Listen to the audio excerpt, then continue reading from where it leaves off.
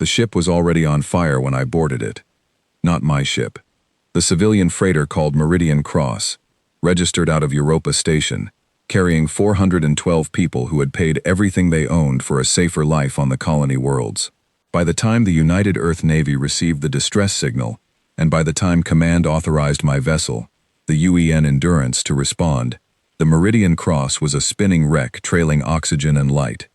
I am Commander Yara Osei. I have served the United Earth Navy's Diplomatic Corps for 11 years.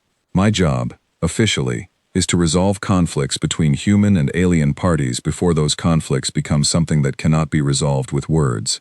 My job, unofficially, is to stand in rooms full of beings who could crush a human skull between two fingers and smile at them until they feel comfortable enough to sign a document. I am very good at my job. When my shuttle docked with the Meridian Cross through its emergency airlock, I was already composing the official diplomatic protest in my head. Third paragraph, I thought. That is where I will insert the phrase, profound disappointment.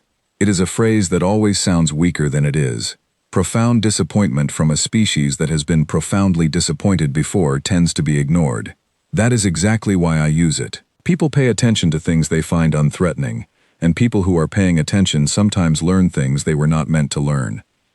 The first survivor I found was a boy of perhaps 8 years old, pressed into a maintenance alcove behind a collapsed support beam.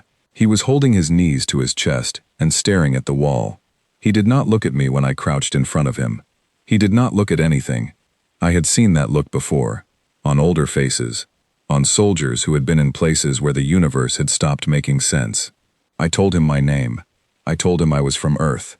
I told him he was going to be okay, which was something I could not actually promise, but which was also the truest thing I could think to say to him in that moment, because okay is a large enough word to contain almost any future.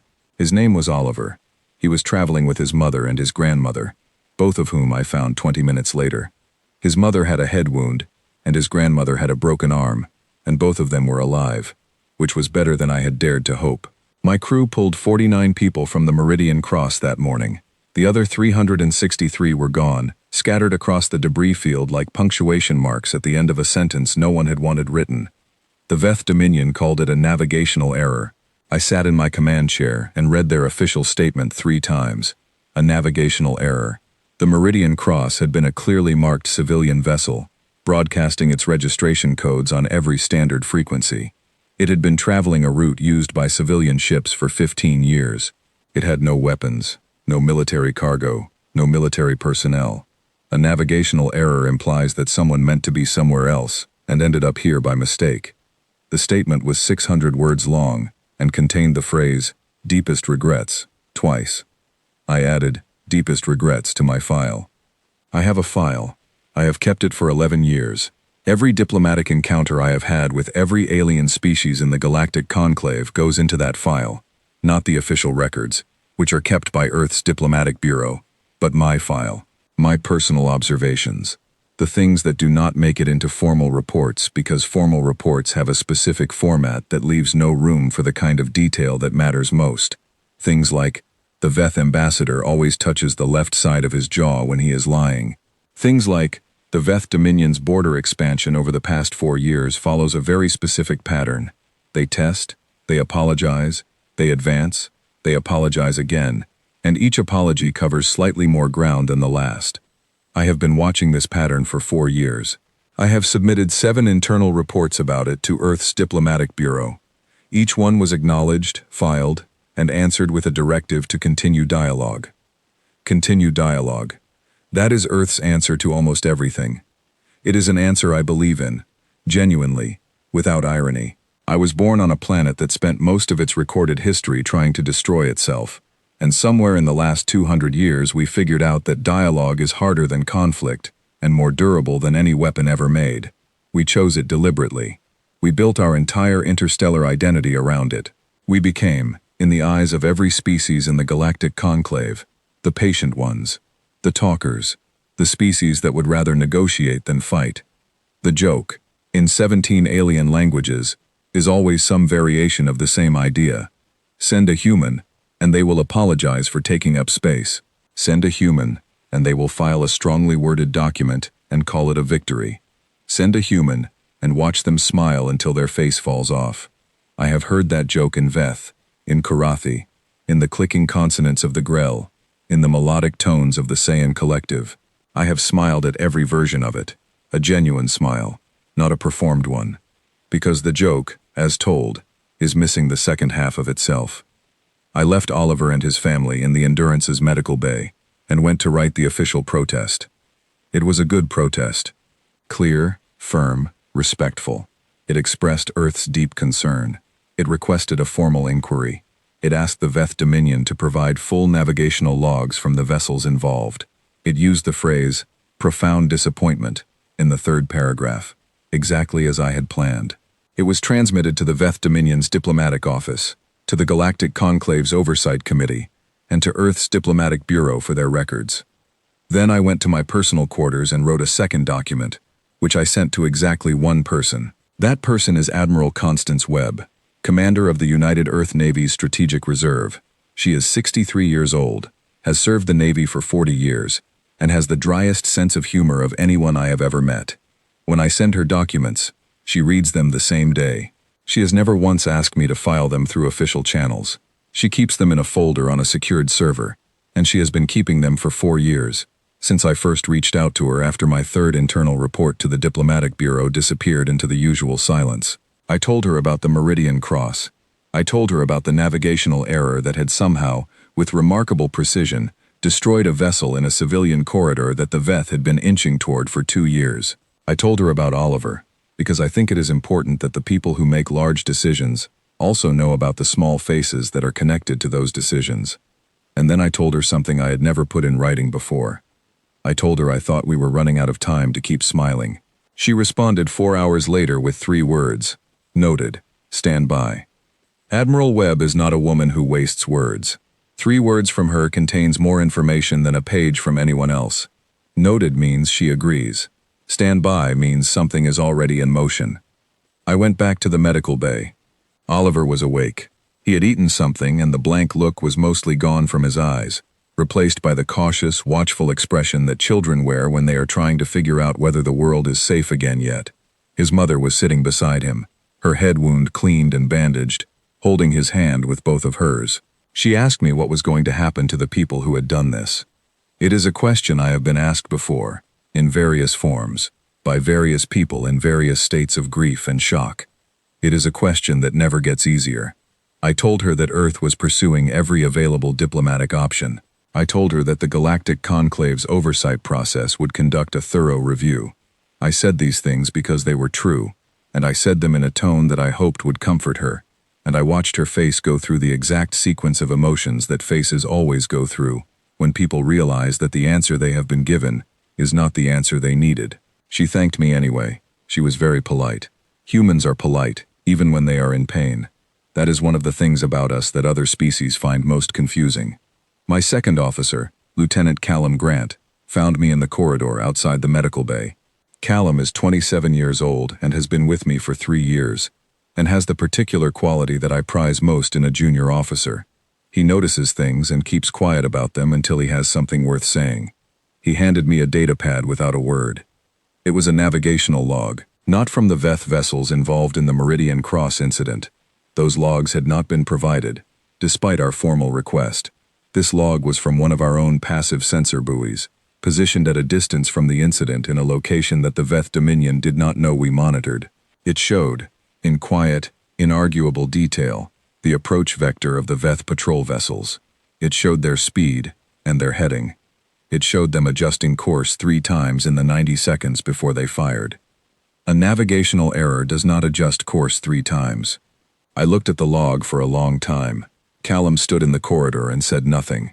Outside the ship, the debris of the Meridian Cross was still drifting, catching the light of the nearby star in small, irregular flashes. I handed the datapad back to him. I told him to file it in the secured archive. I told him not to discuss it with anyone. He nodded once, which is the Callum Grant version of a long speech, and walked away. Then I went to my office and sat in the dark for a while.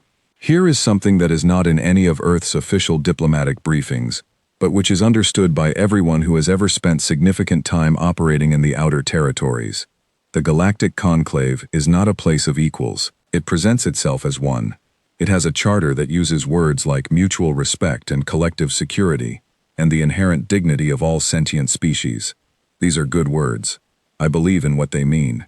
But the conclave is, in practice, a place where the stronger species set the terms, and the weaker species learn to live within them, and the species that no one is entirely sure how to categorize, the ones that arrived late, that built their reputation on talking rather than fighting, that smile a lot and file documents. Those species occupy a particular kind of space. They are underestimated, consistently, thoroughly, and across every culture that has encountered them. I have spent 11 years being underestimated. I was underestimated by the Karathi ambassador who once patted my shoulder the way you might pat the head of a small animal, and told me that my species showed great promise for a young race. I was underestimated by the Veth trade delegation that left me waiting for 3 hours before their meeting because they had assumed, correctly based on all previous experience, that I would still be there when they arrived. I was underestimated by the Grell military attaché who, during a border negotiation that I eventually resolved in Earth's favor, spent the entire first day talking to Callum instead of me because Callum is taller. Being underestimated is useful.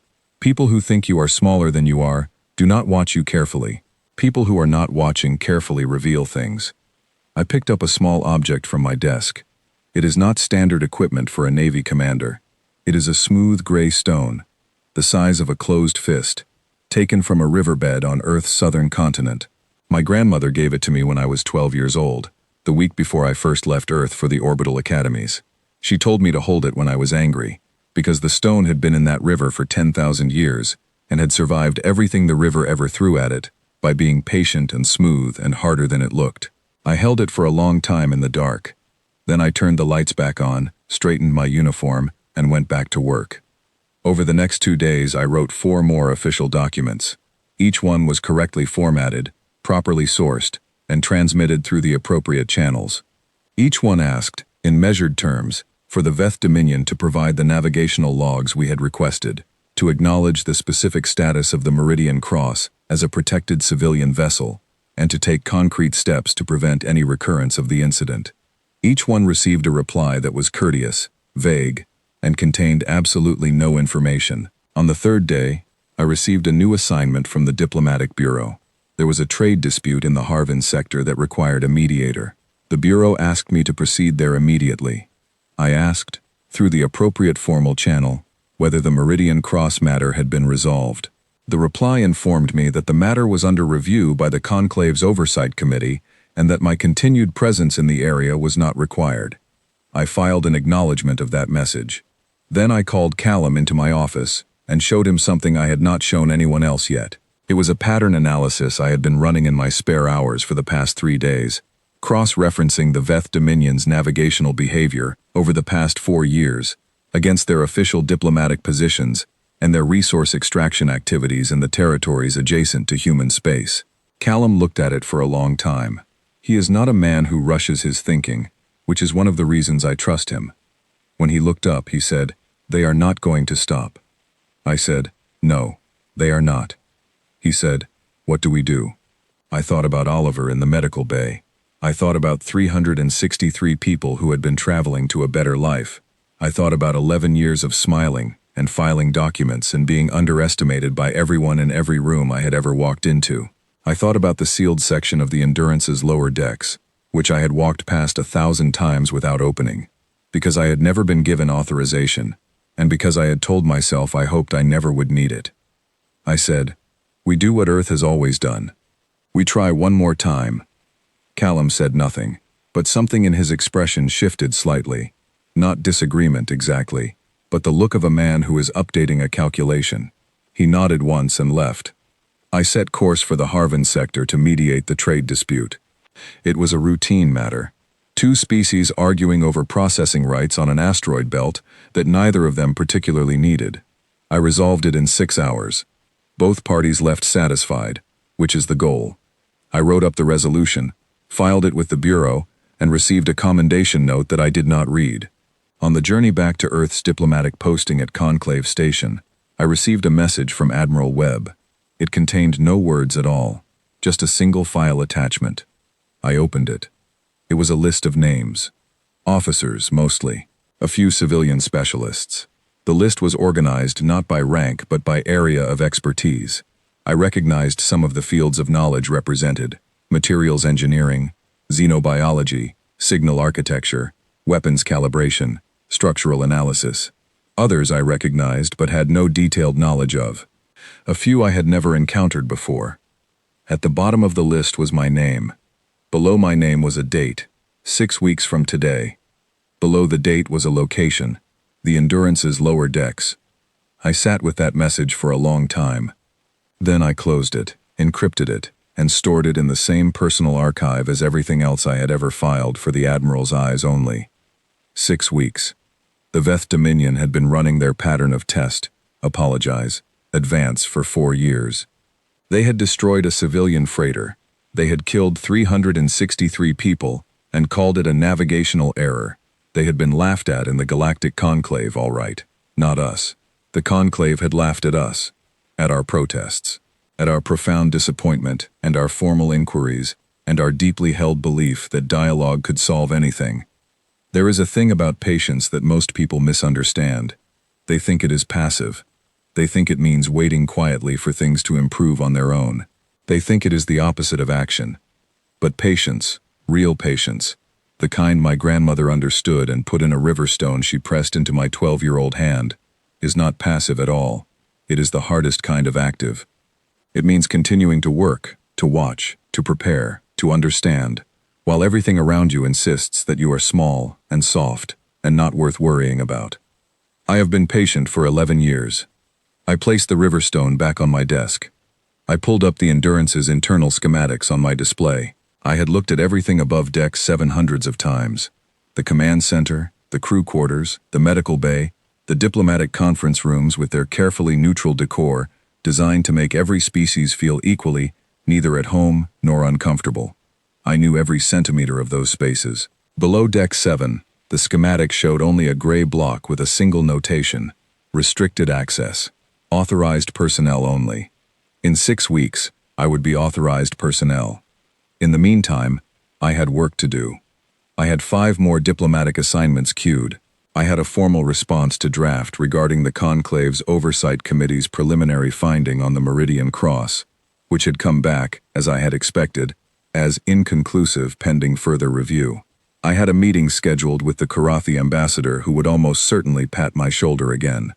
I had 17 languages worth of jokes about humanity to smile at. I smiled, already, in the empty room. Then I opened my files and went to work. The second ship they hit was a water processing station. It did not have engines. It could not move, could not run, could not signal its intentions because it had no intentions beyond the extraction and purification of ice from a debris ring around the planet designated HR-7 in the Conclave's cartographic registry. 14 people staffed it. They were civilians, engineers, technicians, one medical officer named Petra Lang, who had transferred there 8 months ago from a hospital on the lunar ring, and who, according to her personnel file, had been planning to return home in 3 months to attend her younger brother's graduation. The Veth Dominion called this one an unauthorized structure in disputed territory. I was in the middle of mediating a language barrier disagreement between 2 Karathi merchant guilds when the alert reached me. The HR-7 station had no escape pods. It had never needed them, being stationary, being in unchallenged territory for 6 years, being a water processor staffed by people who had come to do a quiet and necessary job, and had not been given any reason to believe that a quiet and necessary job could become dangerous. I excused myself from the mediation room. I stood in the corridor outside and read the report twice. 14 names. Petra Lang, the brother who would attend his graduation with an empty seat, in the row where his sister should have been sitting. I went back into the mediation room and finished the session. The Karathi guilds reached an agreement on translation standards for commercial contracts. Both parties seemed pleased. I filed the resolution and transmitted it to the Bureau within the hour. Then I sat down and wrote a message to Admiral Webb that was longer than any I had sent her before. I wrote it over 3 hours. I did not use diplomatic language. I did not use the Bureau's approved phrasing.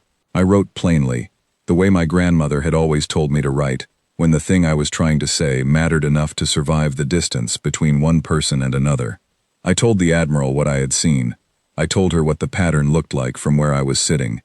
I told her that the Meridian Cross had been 363 people, and now 14 more had been added to the count, and the Veth Dominion's official statements had moved in the time between those two events, from navigational error to unauthorized structure, which meant they were not even bothering to sound regretful anymore. I told her I needed to know what was on the lower decks. She replied in 20 minutes. Not 3 words this time. 1. Soon. In the weeks that followed, the Veth Dominion's activity along the human border became a subject of open discussion in the Galactic Conclave for the first time. Other species had been watching. The Korathi Collective issued a statement of concern. The Cyan delegation called for a special conclave session to address escalating provocations in the outer territories. Even the Grell, who generally treated every political development with the same detached curiosity they applied to weather patterns, sent an observer to the special session. I attended as Earth's diplomatic representative. I sat at our assigned position at the long curved table that represents the 47 species of the conclave, and I listened to 11 species speak about the situation, and I noted something that I added to my personal file immediately after the session ended. Not one of them named the Veth Dominion directly. 11 speeches. Some sympathetic to Earth's position, some carefully neutral, some clearly hoping the issue would resolve itself without requiring them to take a visible stance. Every single one used the approved conclave language for not saying the name of a powerful actor, certain parties, the entities involved, those responsible for recent incidents. The Veth ambassador sat at his own position and watched the proceedings with the expression of a creature who knows the room is talking about him and knows with equal certainty that no one will say so to his face. When it was Earth's turn, I stood up. I said the Veth Dominion's name. I said it clearly, in the first sentence. I said the Veth Dominion has, in the past 43 days, destroyed a civilian transport carrying 412 registered passengers and destroyed a stationary water processing station staffed by 14 civilian personnel, and has provided, in response to formal inquiries, explanations that are inconsistent with the available sensor data and with the Conclave Charter's definition of protected civilian structures. The chamber went very quiet. It is a specific kind of quiet. Not comfortable silence, but the silence of 46 species recalibrating their understanding of a situation. The Veth ambassador's expression did not change. He has a face that is very well practiced at not changing. But his left hand moved to the left side of his jaw, the gesture I had noted in my file 2 years ago, the one that comes when he is recalibrating. I continued. I presented the available evidence without theatrics. I read the Charter's relevant provisions in the precise technical language that conclave proceedings require. I noted Earth's outstanding requests for navigational logs and noted that those requests had gone unanswered for 43 days. I asked the Conclave's Oversight Committee to upgrade the HR-7 incident from a preliminary review to a formal investigation. Then I sat down. The session continued for another 4 hours.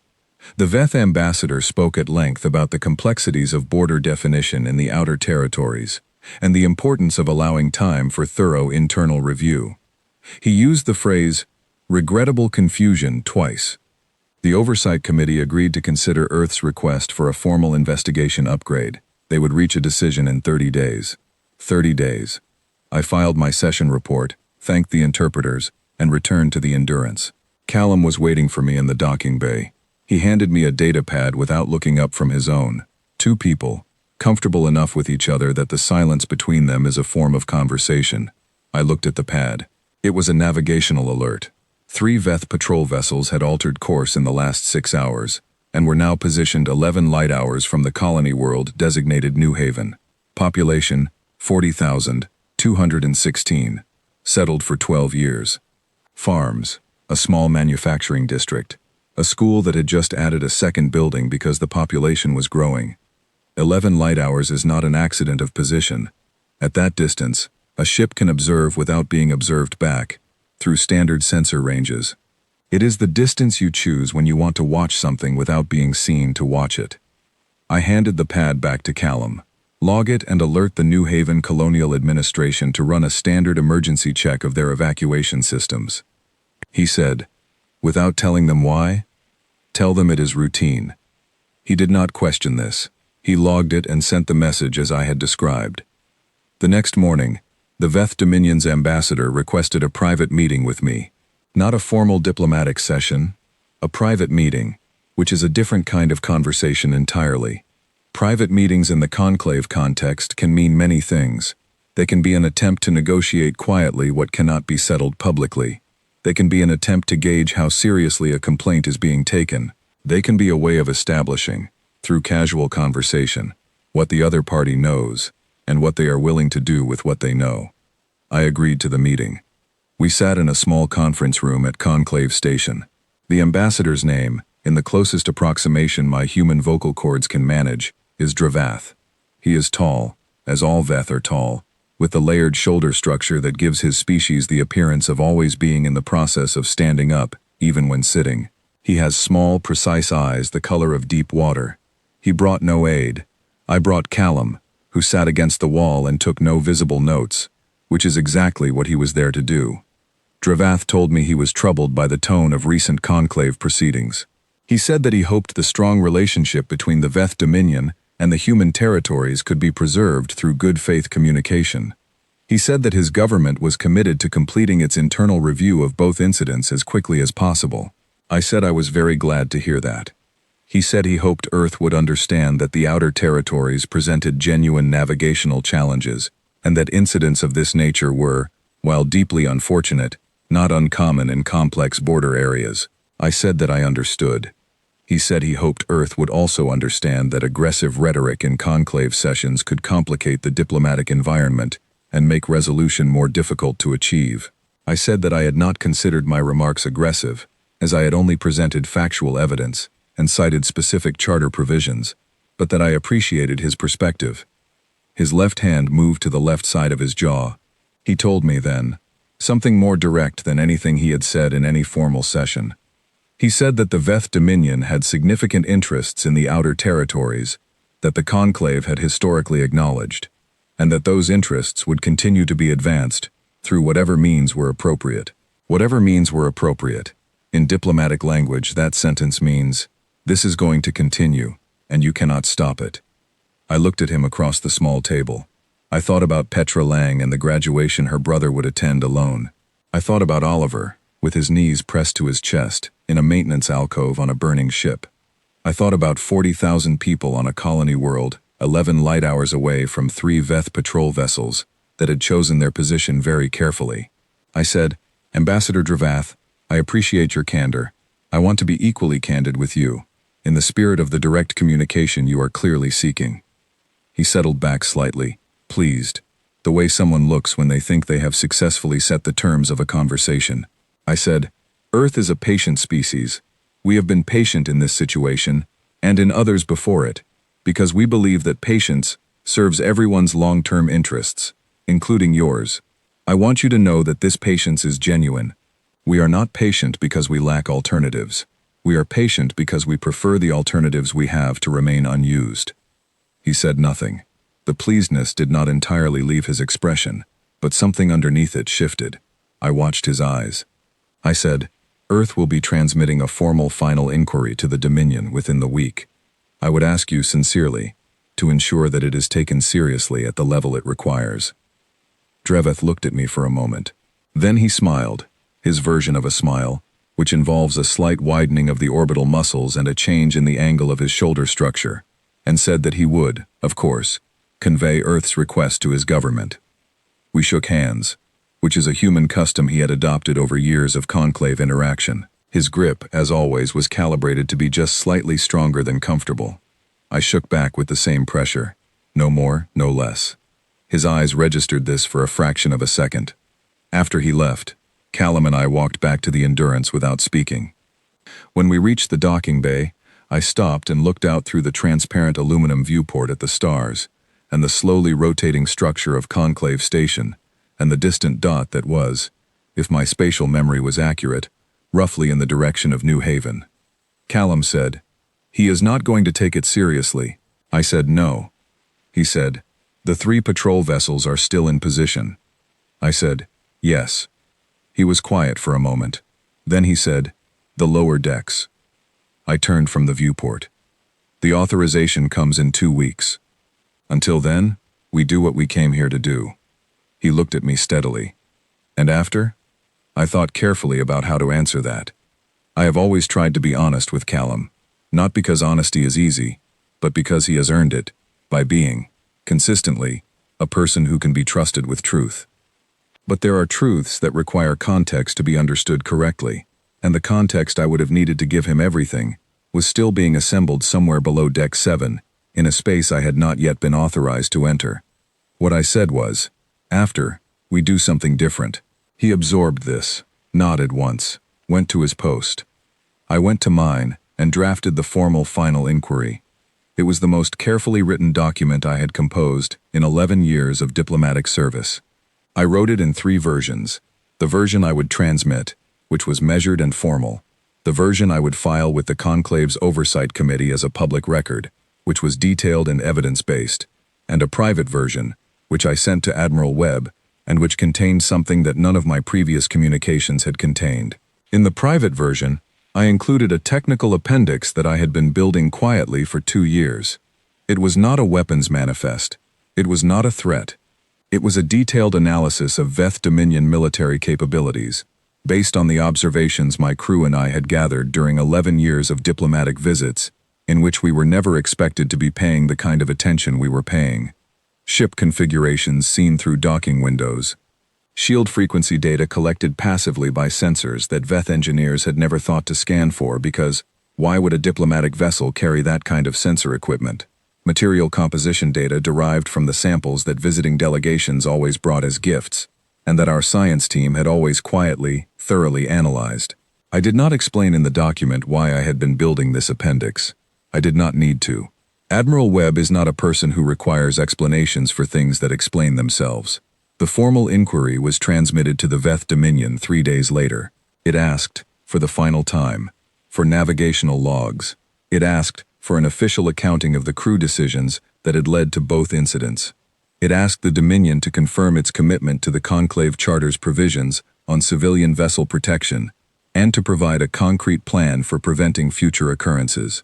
At the bottom, in the standard closing formulation that Earth's Diplomatic Bureau uses for all formal communications, it read, "The United Earth Navy and the Earth Diplomatic Corps extend their continued goodwill and remain committed to a productive relationship with the Veth Dominion and all member species of the Galactic Conclave." Continued goodwill. I had written those words 1,000 times. They had always been sincere. They were sincere now, too. That is the part that most people, even the people who knew me well, would have gotten wrong if they had tried to read my state of mind in those days. They would have assumed that sending a final inquiry while simultaneously preparing for what came after the final inquiry represented a kind of deception or a kind of performance. They would have assumed that my goodwill was not real because it existed alongside the other things. But goodwill is not the same as naivety, and patience is not the same as surrender, and the fact that I was building towards something that the Veth Dominion would not enjoy did not make my preference for not using it any less genuine. I would have been glad, very glad, to be wrong. I would have been glad to receive the navigational logs and the formal accounting and the concrete prevention plan, and to file them in my records alongside the other resolved disputes, and to shake Dravath's hand again at the next conclave session and mean it when I said it was good to see him. But I was not wrong. The Veth Dominion's response arrived on the 7th day. It was shorter than their previous responses, which I noted. It said that the navigational logs were part of an ongoing internal security review and could not be released at this time. It said that both incidents had been thoroughly examined at the appropriate governmental level, and that the results of those examinations were a matter of Veth internal jurisdiction. It said the Dominion remained committed to constructive relations with all Conclave member species. The last paragraph was new. It had not appeared in any of their previous communications. It said, "The Veth Dominion notes that Earth's diplomatic approach has historically been characterized by a preference for extended negotiation over decisive action, and trusts that this preference will continue to guide Earth's response to the current situation." Trusts that this preference will continue. I read that sentence several times. Then I sent it to Admiral Webb with a single line of my own. "They just told us they are not afraid of us. I think it is time they understood why they should be." Her reply came 2 hours later, which was fast for her. It contained the authorization code for the lower decks, and a time to meet, 6 hours from now. I put the riverstone in my pocket, and went to find Callum. The door at the base of the stairwell had no markings on it, nothing that said restricted or authorized personnel only, or any of the things you would expect on a door that no one was supposed to open without permission. It was just a door, gray-painted like all the others below Deck 6, set into the hull of the Endurance at a point so ordinary that I had walked past it 100 times without it drawing my attention. That, I understood now, had been deliberate. The most secure thing in the universe is something that no one thinks to look at twice. The authorization code opened it with a sound so quiet, it was barely a sound at all.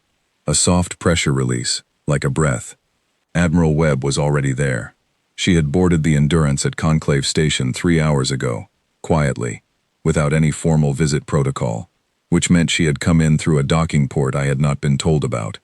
She is a compact woman with white-cut hair, and the kind of posture that comes not from military training, but from a lifetime of carrying something heavy with such regularity that your spine simply reorganizes itself around the weight.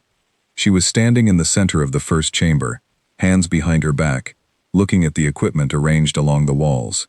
I walked in beside her and looked at it too. I want to be careful about how I describe what I saw, because some things are not mine to give away completely, even now. What I can say is this: the lower decks of the UEN Endurance had been described in the ship's official manifest as supplemental cargo storage and a secondary engineering workspace. What they actually were was a research facility, an analysis center, and a weapons integration system that had been developed over 17 years by a team of engineers who had never attended a diplomatic function in their lives, and who had built their work around a single foundational question. If humanity ever needed to stop pretending to be something other than what it is, what would it need? The answer to that question was arranged around me in the warm light of the lower deck, quiet and precise, and very, very patient.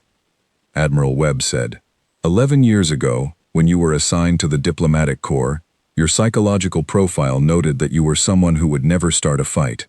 The evaluating officer flagged that as a potential limitation. I said, I remember. She said, I disagreed with the evaluation at the time. A person who will not start a fight is not someone without strength. It is someone who has decided exactly what their strength is for. She turned to look at me. Do you still agree with that? I said, yes. She nodded. Then she walked me through the lower decks herself, which I had not expected. I had assumed I would receive a briefing document, perhaps a technical overview from a specialist. Instead, the Admiral, who has 40 years of naval service, and the kind of authority that makes junior officers straighten up when she enters a room, spent 2 hours showing me, personally, what my own ship could do. I will not pretend that the experience was simple. I have spent 11 years building my identity around the idea that dialogue is the best first answer.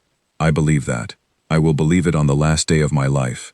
But standing in the lower decks of the Endurance, understanding for the first time the full shape of what I had been carrying without knowing it, I felt something shift inside me that I do not have a precise name for.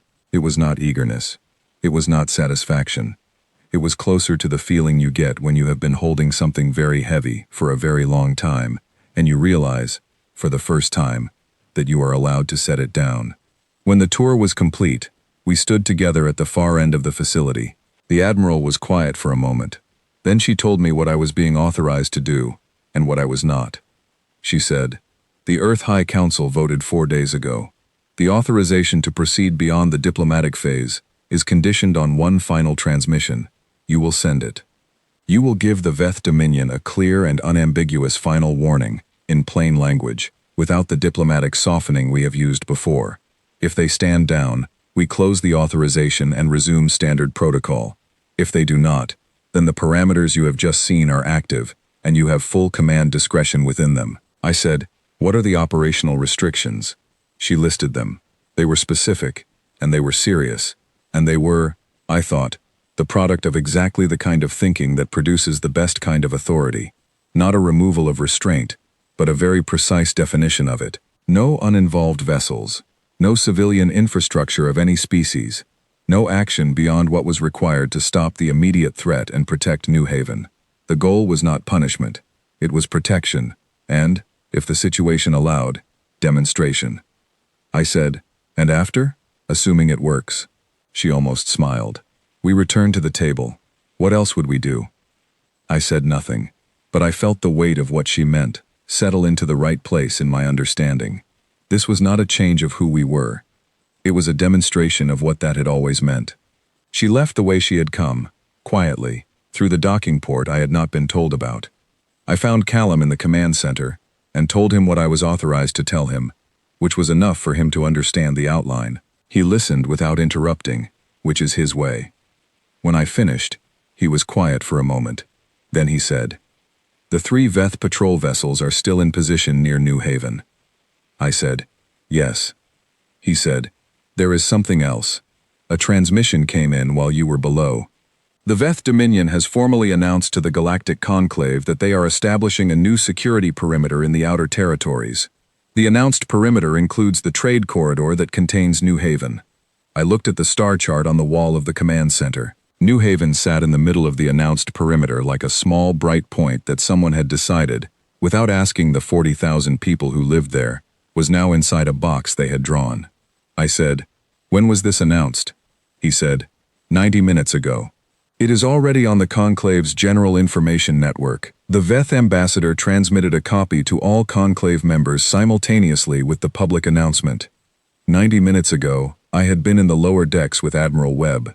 The timing was not accidental. The Dominion had been watching my ship, tracking my activities, noting the Admiral's arrival, and had announced the perimeter while I was occupied.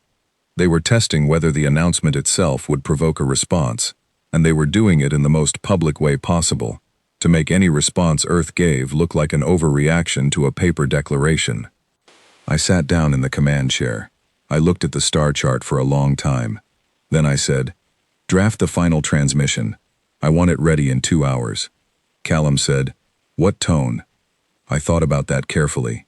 Every transmission I had ever sent to the Veth Dominion had been in the language of diplomacy, precise, measured, respectful of the conventions that govern interstellar communication between Conclave member states. Those conventions exist for good reasons. They create a framework within which disputes can be resolved without escalating, by providing a shared vocabulary that everyone understands. I had used that vocabulary for 4 years in my communications with the Veth, and they had used it back, and the vocabulary had functioned as a space in which they could advance, while appearing to negotiate, and in which I could push back while appearing to concede. What I was about to send was different, not because the conventions had failed. They had done exactly what conventions do, which is to make the positions of all parties visible and legible, but because the Veth had now made their positions so clear that continuing to speak in convention language would itself be a form of untruth. They had not been negotiating. They had been performing negotiation while doing something else. The kindest thing I could do, the most honest thing, was to drop the performance and speak plainly. I said, clear, direct, no decorative language, no diplomatic softeners. Read it back to me before we send it. He said, confirmed. 2 hours later, he brought me the draft. I read it in the command center with my crew watching from their stations, pretending not to watch, which is what good crews do when something significant is happening. It read as follows. The United Earth Navy, on behalf of the people of Earth and all human colonial territories, transmits this final communication to the Veth Dominion. The Veth Dominion has, over a period of 4 years, systematically advanced its territorial claims into areas recognized by the Galactic Conclave Charter as open territory, civilian protected space, and human-designated colony zones. The Veth Dominion has destroyed 2 protected civilian installations, resulting in the deaths of 377 civilian human citizens. The Veth Dominion has failed, after repeated formal requests over a period of 43 days, to provide navigational records, official accountability, or any credible prevention measures. The Veth Dominion has now declared a unilateral security perimeter that encompasses the human colony of New Haven, home to 40,000 civilian residents. Earth has been patient. Earth prefers patience. Earth's preference for patience is genuine and is not a sign of incapability. We are transmitting this message to the Veth Dominion and to all Galactic Conclave member states simultaneously, so that our position is a matter of public record. Stop. Stop the advancement. Remove the patrol vessels currently positioned near New Haven. Rescind the announced security perimeter. Provide the navigational records requested 43 days ago. Do these things, and Earth will return to the table. We will negotiate the Dominion's legitimate interests in the outer territories through every available conclave mechanism. We will be patient, and we will be thorough, and we will find a solution that serves everyone. Do not do these things, and Earth will stop pretending to be courteous. We ask you to understand what that means before you make your decision. This transmission is the final warning. There will not be another one. I read it twice. I changed 2 words in the 3rd paragraph and 1 in the 5th. Then I said, send it. Every conclave frequency simultaneously. I want every species in the network to receive it at the same moment. Callum sent it. What happened next was not what I had expected, although I am not certain what I had expected instead. Within 4 hours of transmission, responses began arriving from conclave member species. Most were cautious, acknowledging receipt, expressing various degrees of concern, calling for continued dialogue. The Karathi Collective sent a longer message, suggesting that the situation be referred to a conclave emergency mediation panel. The Grell Observer sent a single line that translated roughly as, curious development, monitoring. The Veth Dominion's response took 6 hours. It was transmitted on the Conclave's public general network, and it was not addressed to me. It was addressed to the Conclave as a whole. It said, in the precise and measured language of a species that believes it has already won, the Veth Dominion notes Earth's transmission with interest. Earth's diplomatic approach has historically been characterized by restraint in the face of complex geopolitical situations. The Veth Dominion trusts that Earth's current rhetoric does not represent an abandonment of the principles that have defined human interstellar conduct, and looks forward to continued engagement through appropriate channels. Continued engagement through appropriate channels. They had read my message and responded to it as though it were another diplomatic communication, to be acknowledged, and then gently set aside. They had called my final warning rhetoric. They had expressed, in language so careful and so smooth that it would read as conciliatory to anyone not paying close attention, their complete and total disbelief that anything was about to change. I received that message in the command center at 0300 station time, sitting alone, because I had sent everyone to rest and could not rest myself. I read it once. I set it aside. I picked up my river stone from the desk where I had placed it before sitting down, and I held it in both hands the way my grandmother had taught me. 10,000 years in a river. Patient and smooth, and harder than it looks. My communications officer, a young woman named Elise Noor, who had been with the Endurance for only 8 months, and who had arrived from the academy with the kind of quiet, determined competence that makes a commander feel both grateful and slightly worried about what kind of situations that person is going to end up in, tapped gently on the command center doorframe at 0330. I looked up. She said, "The 3 Veth patrol vessels near New Haven have moved, Commander." I said, "Away?" She said, "No, closer. They are now 6 light hours out, and there are more of them, 7 vessels total. The additional 4 arrived in the last 2 hours. I looked at her steadily. She looked back. She was 24 years old, and she had already understood, before she came to tell me, what this meant. It was in the set of her expression, not fear, not panic, but the careful alertness of someone who has accepted that a situation has changed and is ready to respond to the change. 7 vessels, 6 light hours from 40,000 people. I said, "Wake the crew, all stations." She said, "Yes, Commander." I said, "And Elise, tell them they did good work today. Tell them I am proud to serve with them." She paused in the doorway. Something moved in her expression. She said, "I will, Commander." Then she went to wake everyone up. I sat for another moment in the empty command center with my riverstone.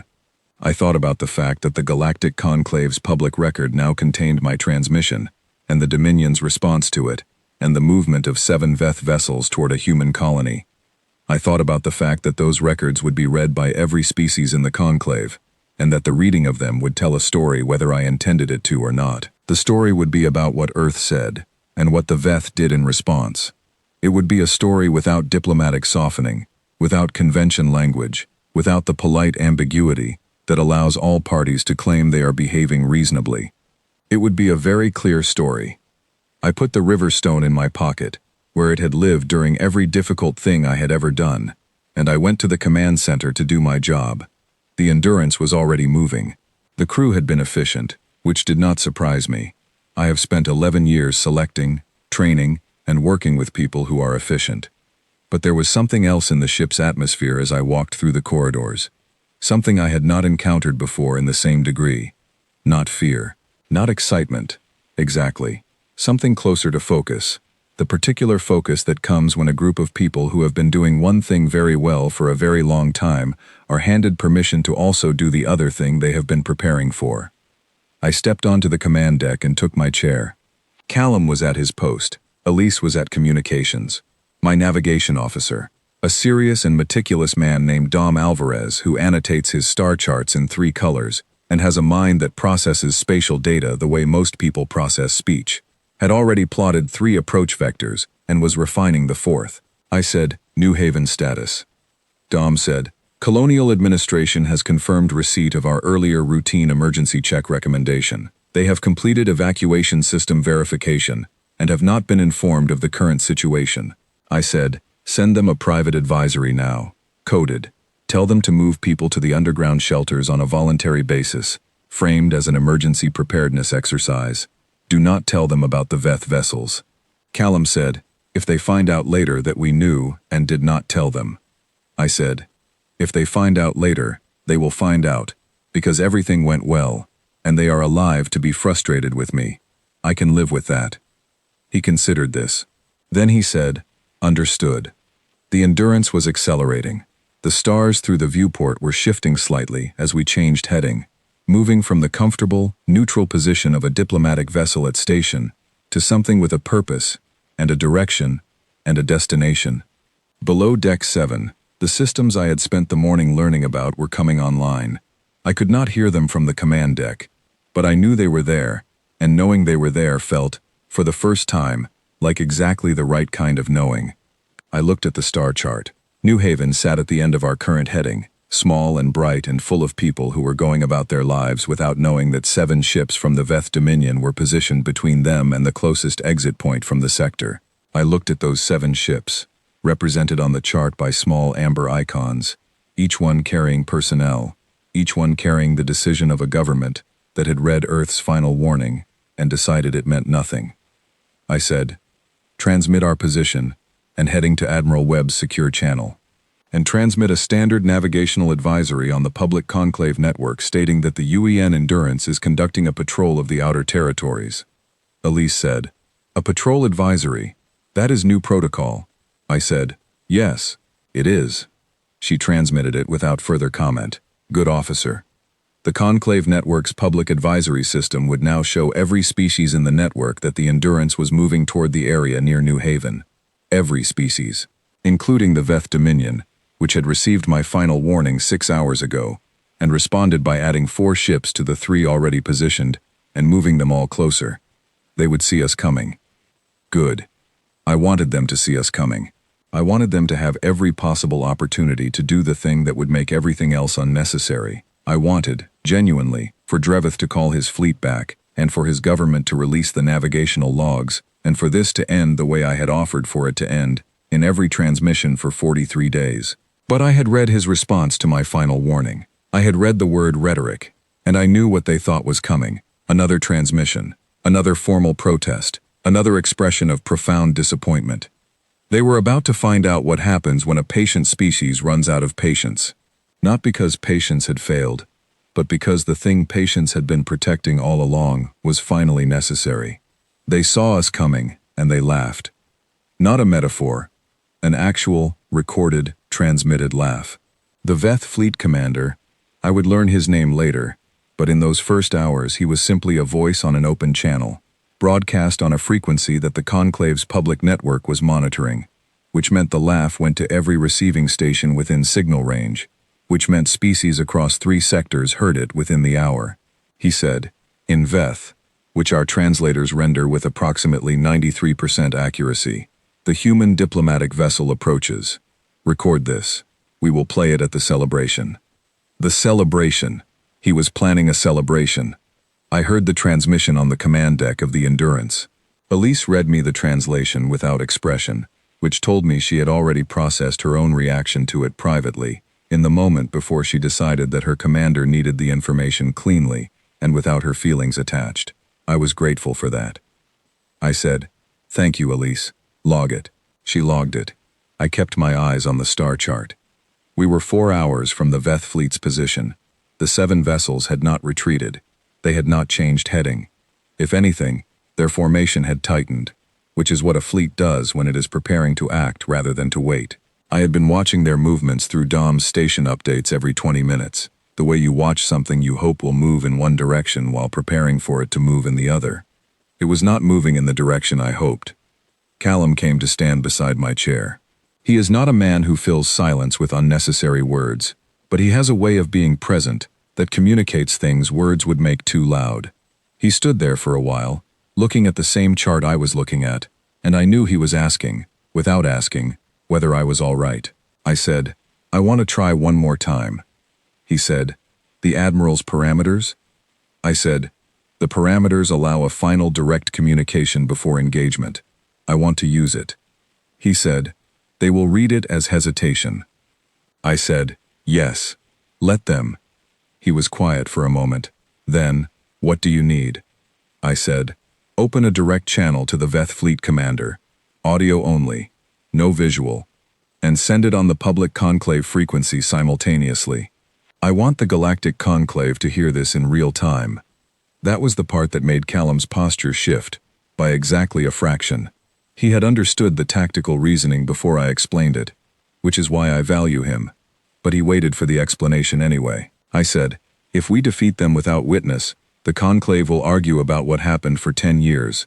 If the Conclave hears every word of what comes before and after, there is no argument. There is only what was said and what was done." He said, "Understood." He went to his station and opened the channel. The Veth Fleet Commander accepted the connection. I could hear, in the background of his channel, the ambient noise of an active combat bridge, multiple voices, system sounds, the pressure of a crew in preparation mode. He had been expecting us to hail him. He had not been expecting what I said next. I said, "Fleet Commander, I am Commander Yara Osei of the United Earth Navy vessel Endurance. You received Earth's final warning 14 hours ago. I am giving you the opportunity to respond to it before I do." There was a brief pause. Then the translation of his response. "Commander Osei, we have been expecting your protest.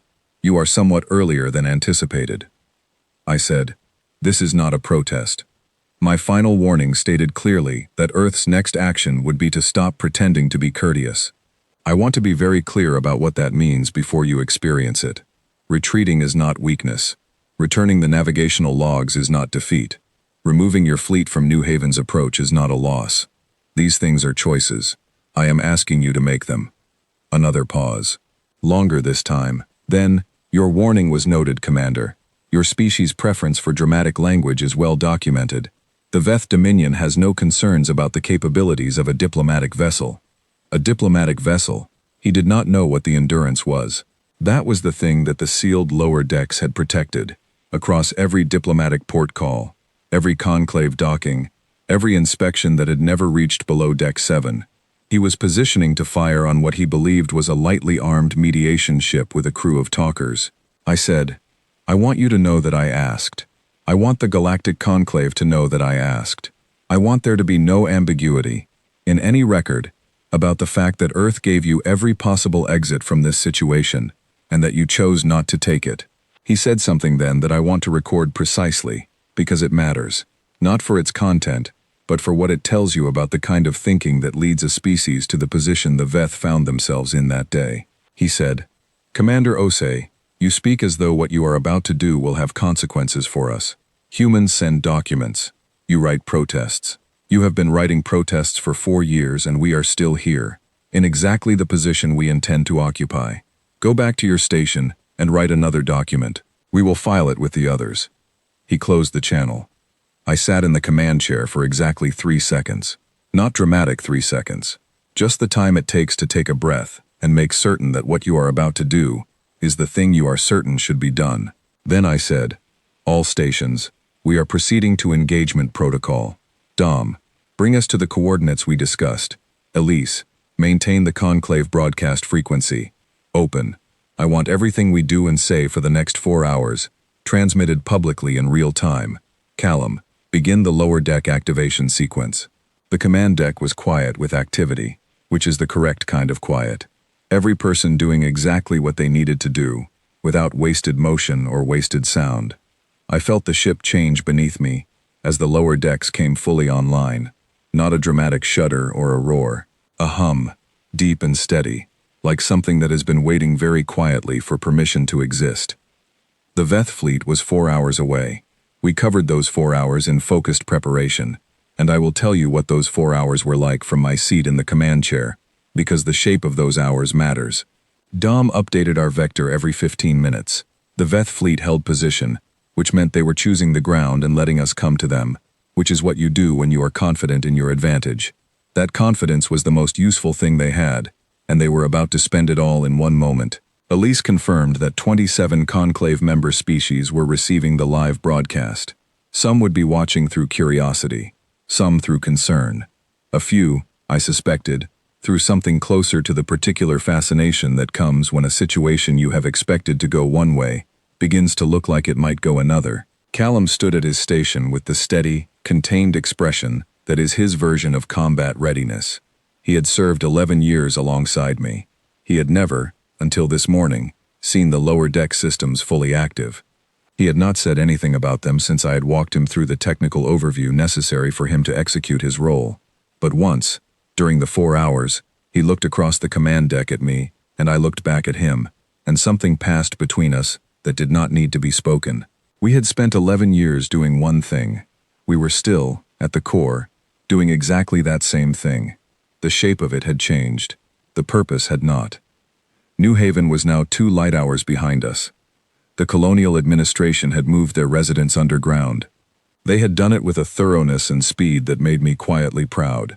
A human colony, founded 12 years ago, had run a full voluntary evacuation of 40,000 people to shelter in 6 hours, in the middle of what they were told was an emergency preparedness drill. Humans are good at this. We have had practice. At the 4-hour mark, Dom said, "We are in optimal range." I said, "Hail the fleet again. Open channel." Elise opened it.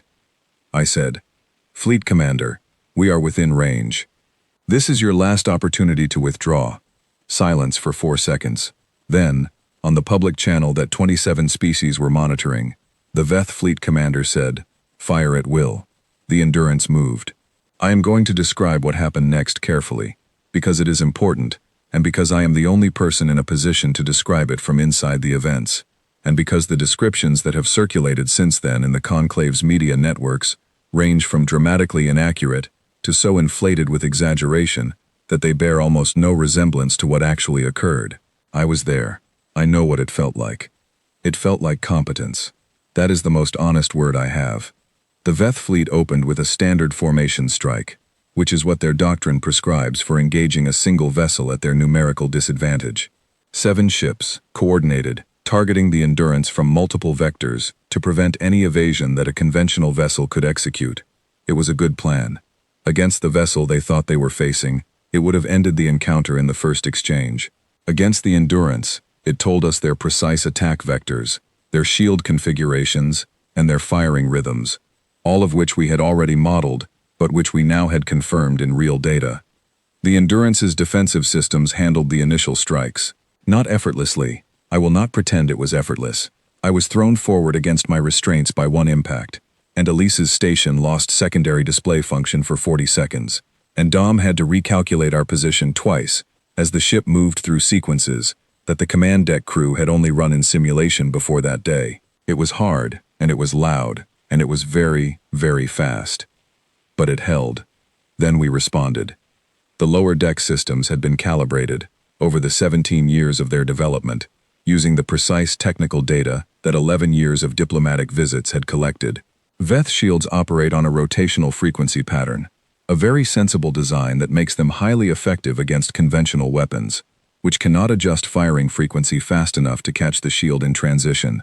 The systems below Deck 7 could, not because we had invented some impossible technology, but because we had done the slow, patient work of understanding exactly how the Veth shields operated and building the response to that specific understanding. The first return strike from the Endurance hit a Veth destroyer at precisely the moment its shield rotated to the configuration we had been waiting for. The result was not an explosion. The Veth destroyer lost propulsion and weapons systems in a controlled sequence that left the ship intact and the crew unharmed. Disabled, not destroyed.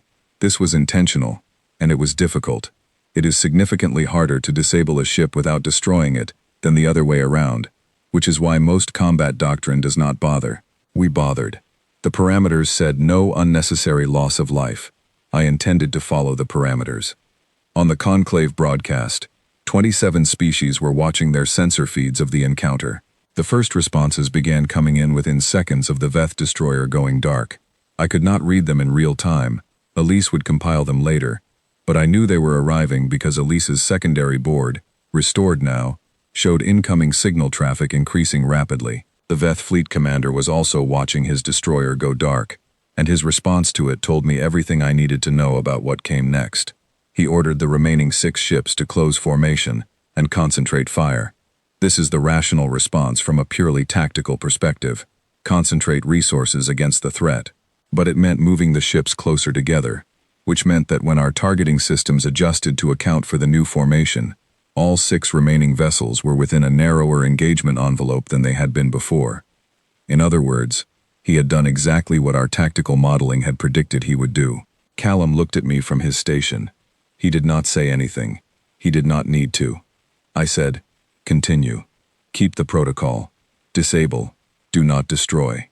What followed was 22 minutes of the most focused work the Endurance's crew and I had ever done. I am not going to make it sound cleaner than it was, because it was not clean. It was intensely demanding, moment by moment, requiring constant recalibration as the Veth formation changed and as each disabled ship altered the engagement geometry. My crew was extraordinary. They had trained for simulations of this situation, but training and reality are different in ways that cannot be fully bridged in advance, and the gap between them is where people discover who they actually are. My crew discovered they were exactly who I had believed them to be. 6 ships. 4 were fully disabled within the first 12 minutes. The 5th lost weapons but retained propulsion and attempted to retreat, and I let it go.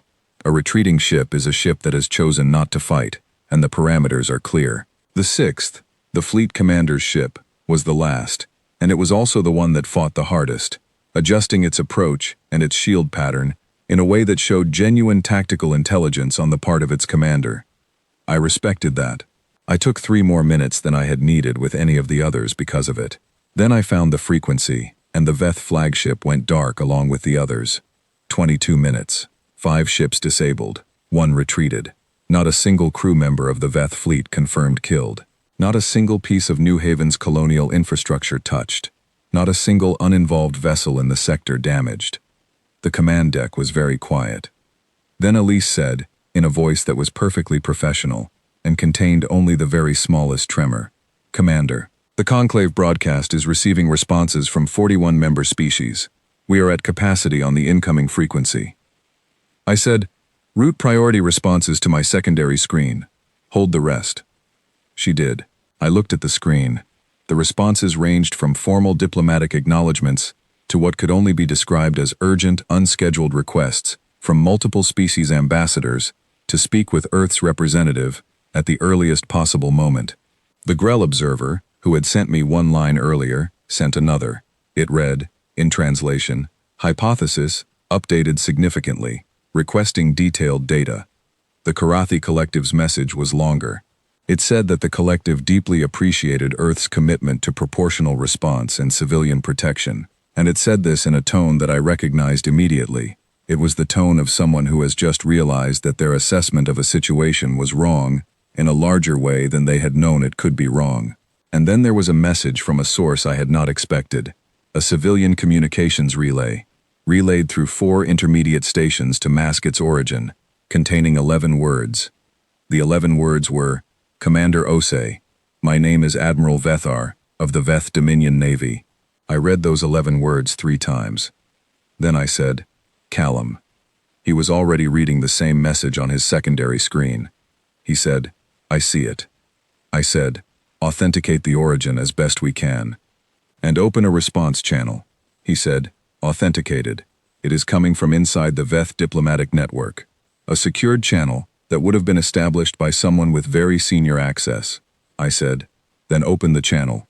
Because here is the thing about what happened in those 22 minutes, and it is the thing that no one who was not present can fully understand from the outside. The disabling of 5 Veth warships in the defense of a human colony was not the most important event of that engagement.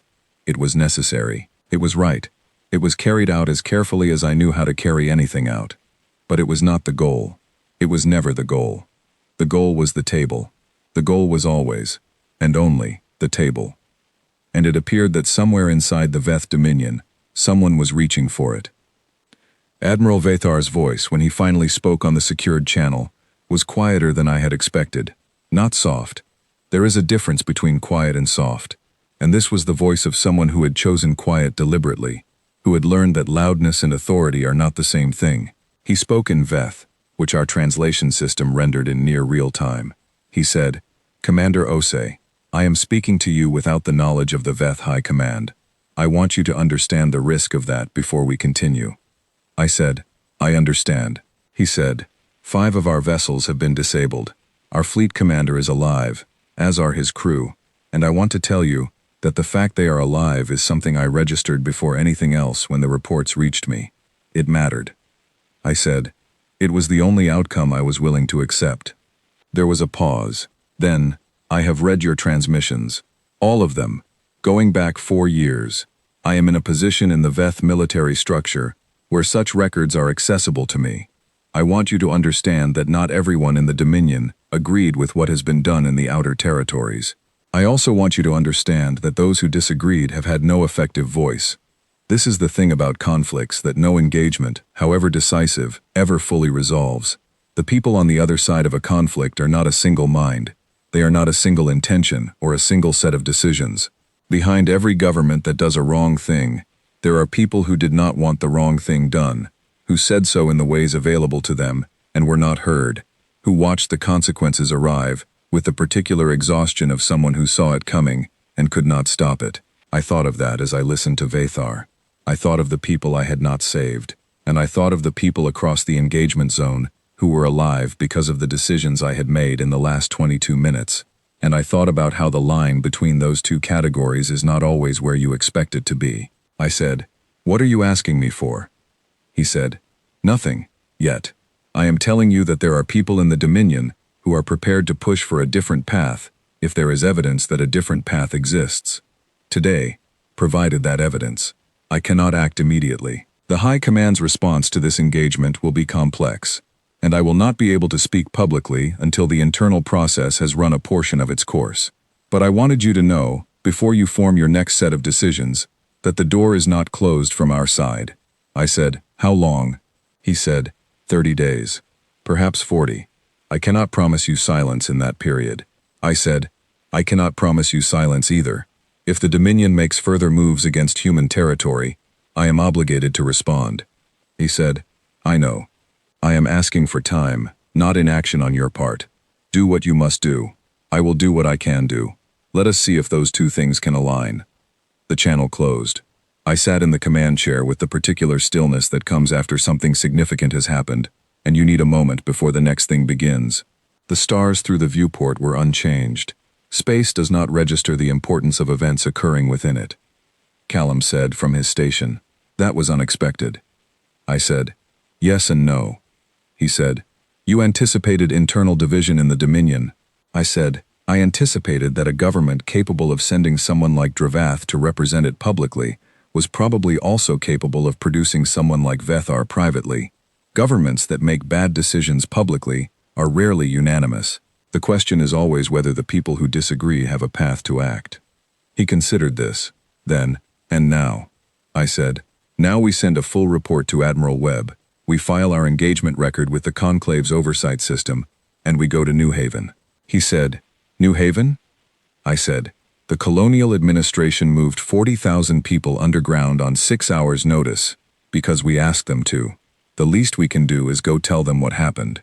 This is the part of the story that the Conclave's media networks did not broadcast, because it happened after the engagement, and because it was quiet, and because it contained no dramatic confrontations or decisive exchanges. But I want to include it here because it is, in some ways, the part that matters most. The Endurance docked at New Haven's orbital station 4 hours after the engagement. The station was small, the kind of facility that a colony world builds when it is 12 years old, and still thinking about the next 5 years rather than the next 50. The staff were 7 people who had heard, through civilian information networks, that something significant had occurred in the outer territories, and were unsure exactly what. I went planetside in a shuttle with Callum and Elise. The colonial governor, a man named Arthur Hale who had been governing New Haven for 6 years, and who looked exactly like what 6 years of governing a frontier colony produces, lean, careful, with the kind of eyes that have solved a lot of practical problems, met us at the landing pad. He shook my hand and said, "Are we safe?" I said, "Yes." He looked at me for a moment. Then he said, "What did it cost?" I said, "No human lives. 5 Veth warships disabled. Their crews alive." He took that in. A man who has been governing 40,000 people for 6 years has learned to receive information that is complicated without needing to simplify it immediately. He nodded slowly. Then he said, "The shelters are still full. I told everyone it was a drill, but 12 years on a frontier world teaches you that drills that happen overnight usually aren't drills." I said, "I would like to speak to them, if you are willing. To your people." He looked surprised. "To all of them?" I said, "If there is a way to reach them while they are still gathered." There was. New Haven's emergency shelter system has an internal communication network, the kind of sensible infrastructure that keeps people calm during emergencies by giving them information instead of silence. Governor Hale connected me to it from the communications console in the landing pad facility, which was not the ideal venue for the kind of address I was about to give, but it was the available venue, and I have learned, over 11 years, to work with what is available. I told them what had happened. I told them plainly, the way I had told the conclave, without softening but also without dramatic language, because dramatic language would have been a way of processing the event for myself, rather than giving them what they needed. I told them that 7 Veth vessels had been positioned near their colony. I told them that the Endurance had engaged those vessels and disabled 5 of them without loss of life on either side. I told them that the situation was not fully resolved, but that New Haven was safe. I told them they could come out of the shelters. And then I said something that I had not planned to say, that arrived in the moment as the truest thing I could offer. I want you to know that the reason you are safe today is not only because of what happened in space 4 hours ago. It is also because of what you did 6 hours ago. You moved 40,000 people to shelter with thoroughness and speed, and I have no doubt that if the situation had required it, that organization would have saved lives. You took care of each other. That is not nothing. That is, in fact, most of what matters. There was no applause. It was not that kind of moment. But Governor Hale, standing beside me in the landing pad facility, made a sound that was almost not a sound. A very quiet exhale. The kind that carries a lot of weight with it. Back in space, the Galactic Conclave was having the largest emergency session in its recent history. I know this because Elise, back on the Endurance, was monitoring the Conclave's network traffic and compiling the incoming responses that had been accumulating since the engagement, and because when I returned from New Haven, she handed me a data pad with a summary that I read in my quarters, with my Riverstone on the desk in front of me. The Conclave session had been called by 7 species simultaneously, which had never happened before. The Korathi Collective, the Cyan Delegation, the Grell Observer Collective, and 4 others had submitted simultaneous requests for emergency proceedings. The sessions were being conducted in real time, using the broadcast footage from our open channel during the engagement, which meant that the Conclave's deliberations were occurring with the evidence of what had happened visible to every delegate in the chamber. The central question being debated was not, as I had half expected, whether Earth's action had been justified. The central question, and this is the one that tells you something true about how species think when they are afraid, was, what else do humans have that we did not know about? The Grell Observer had submitted a formal request for technical briefing from Earth's Diplomatic Bureau. The Korathi Collective had updated its risk assessment of human territorial status, From emerging partner species, low strategic concern, to something that did not translate cleanly into English, but which the translation system rendered as complex partner species, significant strategic weight. Two smaller species whose names I will not list here had contacted Earth's conclave mission, seeking, in quite transparently urgent terms, to renew trade agreements that had been stagnating in committee for months. The political landscape of the conclave was shifting. I had watched it be static for 11 years, shifting only within the narrow range that the most powerful species permitted, and now it was moving in ways that no one, including me, had fully predicted, because that is what happens when a thing that everyone believed was small turns out not to be small. I thought about that for a while. I thought about whether it was good or not. I do not think it is simply good. Stability has value. A conclave in which Earth was underestimated was also a conclave in which Earth was not particularly threatening to anyone, and there is something to be said for not being threatening when you have no wish to threaten. Now that the conclave had seen what the Endurance could do, every calculation every species had been running about their relationship with humanity would need to be rebuilt from different premises. Some of those rebuilt calculations would produce better outcomes. Some would produce worse ones. I would be managing those outcomes for years, probably for the rest of my diplomatic career. That is not a small thing. But 40,000 people were coming out of underground shelters on New Haven, blinking in the light and going home. The message from the Veth High Command arrived the following morning. It was addressed not to me but to the Galactic Conclave's Oversight Committee, and it was transmitted on the public network, which meant I received a copy simultaneously with every other conclave member. It contained 3 elements: a formal acknowledgement that the Veth fleet had conducted operations in the outer territories that resulted in engagement with Earth forces, a statement that the Veth Dominion intended to conduct a full internal review of those operations, and a request that the conclave facilitate a diplomatic mediation session between the Dominion and Earth. A diplomatic mediation session. 4 years of escalating provocation. 377 people. My final warning. 22 minutes of the hardest work my crew had ever done. And on the other side of all of that, the Veth Dominion was requesting a diplomatic mediation session. I read the message twice. I was sitting in my quarters. The Riverstone was on the desk. The stars outside the viewport were the same stars they always are. Callum knocked and entered. He had already read the message. He reads everything the moment it arrives, which is one of the things that makes him invaluable. He sat across from me without being invited to sit, which meant he had something to say that required he be on the same level as me to say it. He said, "How do you feel?" The question surprised me. Callum does not often ask questions like that. He asked this one, which meant he needed to know, which meant he was asking on behalf of both of us because he was not entirely certain about his own answer either. I said, "Tired, glad no one died, uncertain about a lot of things." He said, "Uncertain about the right things or the wrong things?" I thought about that. Then I said, "Uncertain about what comes next, not about what we did." He nodded. Something settled in his expression. He said, "Good. That is where I am too." We sat quietly for a moment with the familiar, slightly uncomfortable knowledge that there is no clean ending to the things that happen in the outer territories, that they continue and fold into each other, and require ongoing attention, and do not resolve the way stories resolve, into a definite point where you know the shape of everything. Then I said, "We accept. Draft the acceptance for the mediation request. Send it through the Diplomatic Bureau with a copy to Admiral Webb. Formal, correct, no dramatic language." He said, "Any conditions on the mediation?" I said, "The navigational logs, still, and formal acknowledgement, in the mediation framework, of the protected status of the Meridian Cross and the HR-7 station, not negotiable." He said, "They will push back on those." I said, "Yes, and we will hold." He said, "And the Vathar communication?" This was the thing I had been thinking about most carefully since the previous night. Admiral Vathar, speaking without the knowledge of his high command, had told me that there were people inside the Dominion who wanted a different path.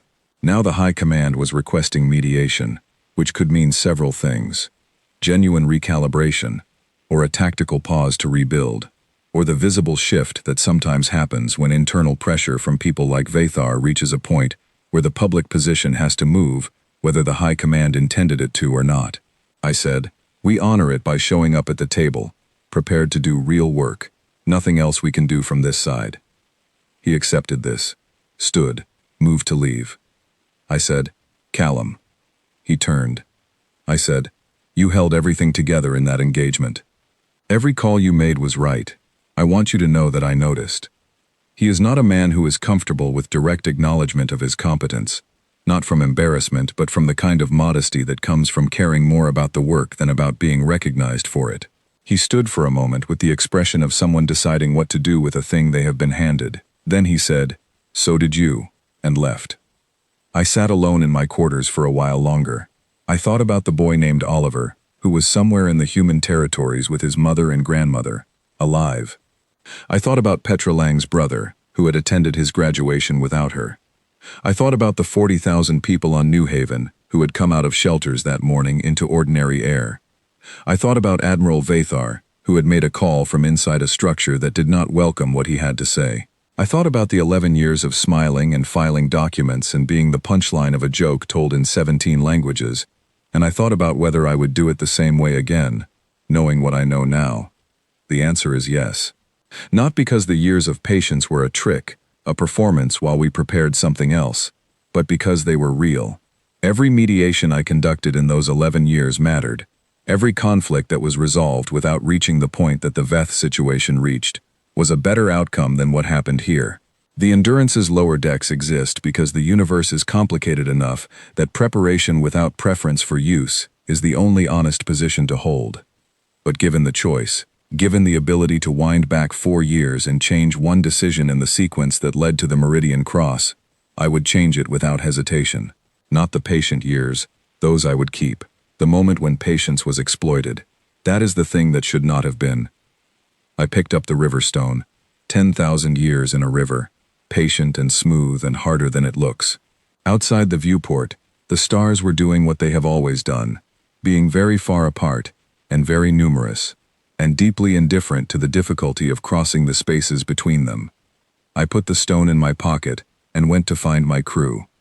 We had a mediation to prepare for. The mediation was held at a station that no one owned. This is a specific diplomatic principle, and one that I had always found clarifying in practice. When both parties need neutral ground, the most neutral ground is the kind that neither party chose, and neither is comfortable in. The Galactic Conclave maintains 4 such stations in the outer territories, placed at equidistant intervals from major political boundaries, staffed by representatives from species not involved in the dispute, and equipped with meeting rooms designed to be equally uncomfortable for everyone. The furniture is neither Veth style nor human scale. The lighting is a compromise between species that prefer dimness and species that prefer brightness. The air mixture is technically breathable for everyone involved and is preferred by no one. The station is called Median 4. I have mediated at Median 4 twice before, both minor trade disputes. Walking its corridors now, with Callum beside me, and a full diplomatic delegation of 6 behind us, felt different from those previous visits in a way I did not try to fully analyze. Sufficient to say, the same walls, different weight. The Veth Dominion's delegation arrived 2 hours after we did. I was in a preparation room reviewing my documentation when Elise notified me of their arrival, and I went to the corridor to be present when they came through the main docking entrance. This is protocol. Both parties should acknowledge the other's arrival formally before proceedings begin. But I had another reason for going. I wanted to see who came. The Veth delegation was 6 people. Dravath was not among them. The head of the delegation was a woman. The Veth have biological categories that do not map precisely onto human concepts, but the closest translation in current use is woman, whose name translated as Koreth, who held the title of senior arbiter in the Veth diplomatic hierarchy.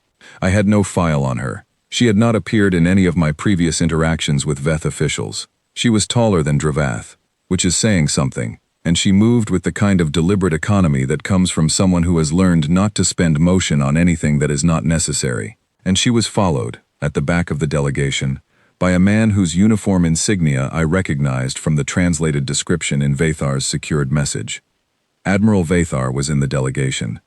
I was careful not to let any recognition show. He was careful not to show any recognition either. We made eye contact for exactly the normal amount of time that strangers meeting in a corridor make eye contact, and then both of us moved on, and the moment passed in the exactly correct way. But it told me something. It told me that whatever had happened inside the Veth High Command in the weeks since the engagement, the internal pressure Vethar had described on that secured channel had reached a point where the High Command had put him in the delegation. Whether they knew he had contacted me, whether they had put him there to watch or to contribute, whether he had pushed his way in or been placed there by allies, I did not know, and could not know from a corridor glance. But he was there. At the table. That was what mattered. The first session of the mediation lasted 9 hours. The conclave mediator presiding over the session was a Korathi named Vass, who I had worked with once before, and who I had assessed at the time as someone whose thoroughness and fairness more than compensated for a slight tendency to give every position equal procedural weight, even when the positions were not equal in substance. I had flagged this tendency in my notes and had prepared accordingly. The first 3 hours were, as the first 3 hours of any serious mediation tend to be, largely definitional. The parties needed to agree on what they were mediating. The Veth delegation's position was that the engagement in the outer territories represented a mutual escalation resulting from boundary ambiguities that both parties shared responsibility for addressing.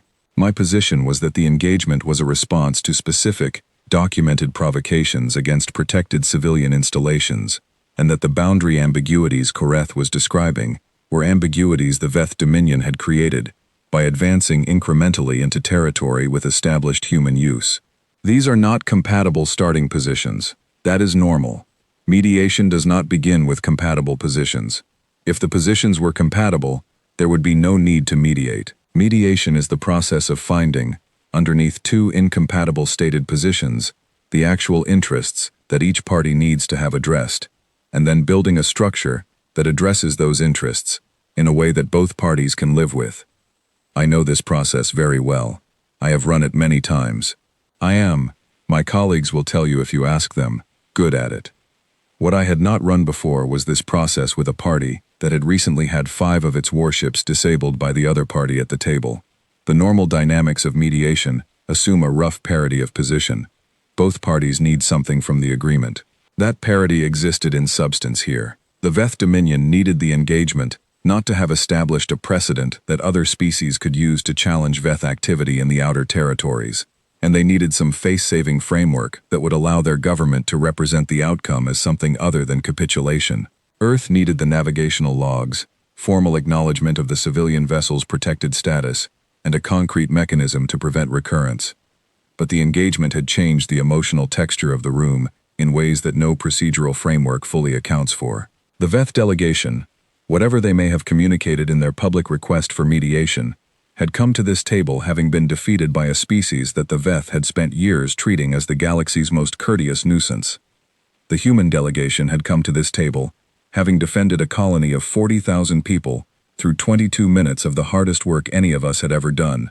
These are not neutral emotional conditions, and while diplomatic protocol demands that the emotional conditions be set aside in favor of the substantive issues, setting something aside is not the same as making it absent. Koreth was skilled. I want to say this clearly, and without qualification, because the people who were skilled and worthy of respect on the other side of a difficult situation deserved to have that said. She was steady, she was precise in her language, and she did not use the kind of dismissive framing that less careful negotiators reach for when they are in a weak position. She presented the Veth Dominion's interests as legitimate interests in territorial security, in resource access, in maintaining a credible position in the outer territories, and she was not wrong that those interests were legitimate in principle. She was wrong, and she knew she was wrong, about the methods the Dominion had used to pursue them.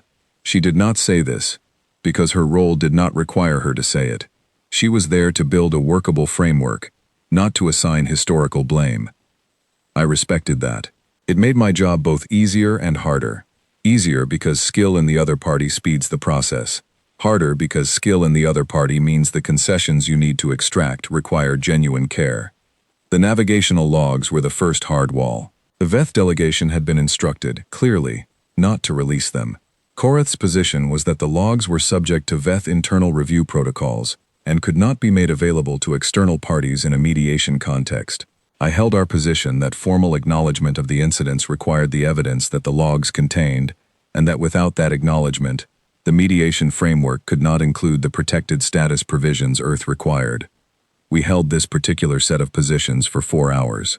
4 hours of rephrasing, of alternative framings, of Vass the mediator offering bridge language that neither party was fully willing to accept, of recesses and returns, and the quiet, sustained labor of finding a path through a problem that two parties have defined in a way that makes paths very difficult to see. It was Vathar who found the path, not publicly. He had not spoken in the main session, which is consistent with his delegation role as a technical advisor. But during a recess, when both delegations were in their separate preparation rooms, a note arrived through the mediator's secure relay from the Veth delegation's internal channel. The note said, "The navigational logs exist in 2 versions, a summary version used for internal review, and a full data version archived under technical protocols. The summary version contains the information relevant to civilian protection status determination. The Veth delegation may be in a position to share the summary version as a technical document without triggering the restrictions applicable to the full record." I read that note 3 times. I recognized the thinking behind it. It was the thinking of someone who had found a path through a system that was not designed to have paths through it. By understanding the system's own internal distinctions well enough to move within them while appearing to stand still. I passed the note to Callum. He read it and looked at me. I said, "It is enough. The summary version will show what we need it to show." He said, "Is this Vethar?" I said, "I do not know officially. We accept it as a delegation offer." He understood. The note had come through the mediator's channel as a delegation communication. Whatever its actual origin, we would treat it as such. When the session resumed, Korath presented the summary navigational data as a technical document. It was, as promised, sufficient. It showed clearly that the Meridian Cross had been broadcasting its protected status codes continuously for the 19 minutes prior to the attack. It showed that the HR-7 station had not moved, had not powered any system that could be construed as threatening, and had been in its registered position without change for 6 years. It showed that both attacks were not errors. Korath presented this data with the composure of someone performing the most difficult professional task of her career. She did not editorialize. She did not offer additional framing. She presented the documents and then said, in a measured and careful voice, that the Veth Dominion formally acknowledged that both civilian structures had been in legal protected status at the time of the incidents, and that the documentation demonstrated that status beyond question. There are moments in mediations that feel like a door opening, not a dramatic swing, a quiet turn of a handle. This was one of those moments. I acknowledged the acknowledgement. I thanked the delegation for the documentation, and I moved to the next agenda item before anyone in the room could turn the moment into something larger than it needed to be. By the 9th hour, we had a draft framework. It was not a complete agreement. Complete agreements in situations like this take months, sometimes years, of further negotiation.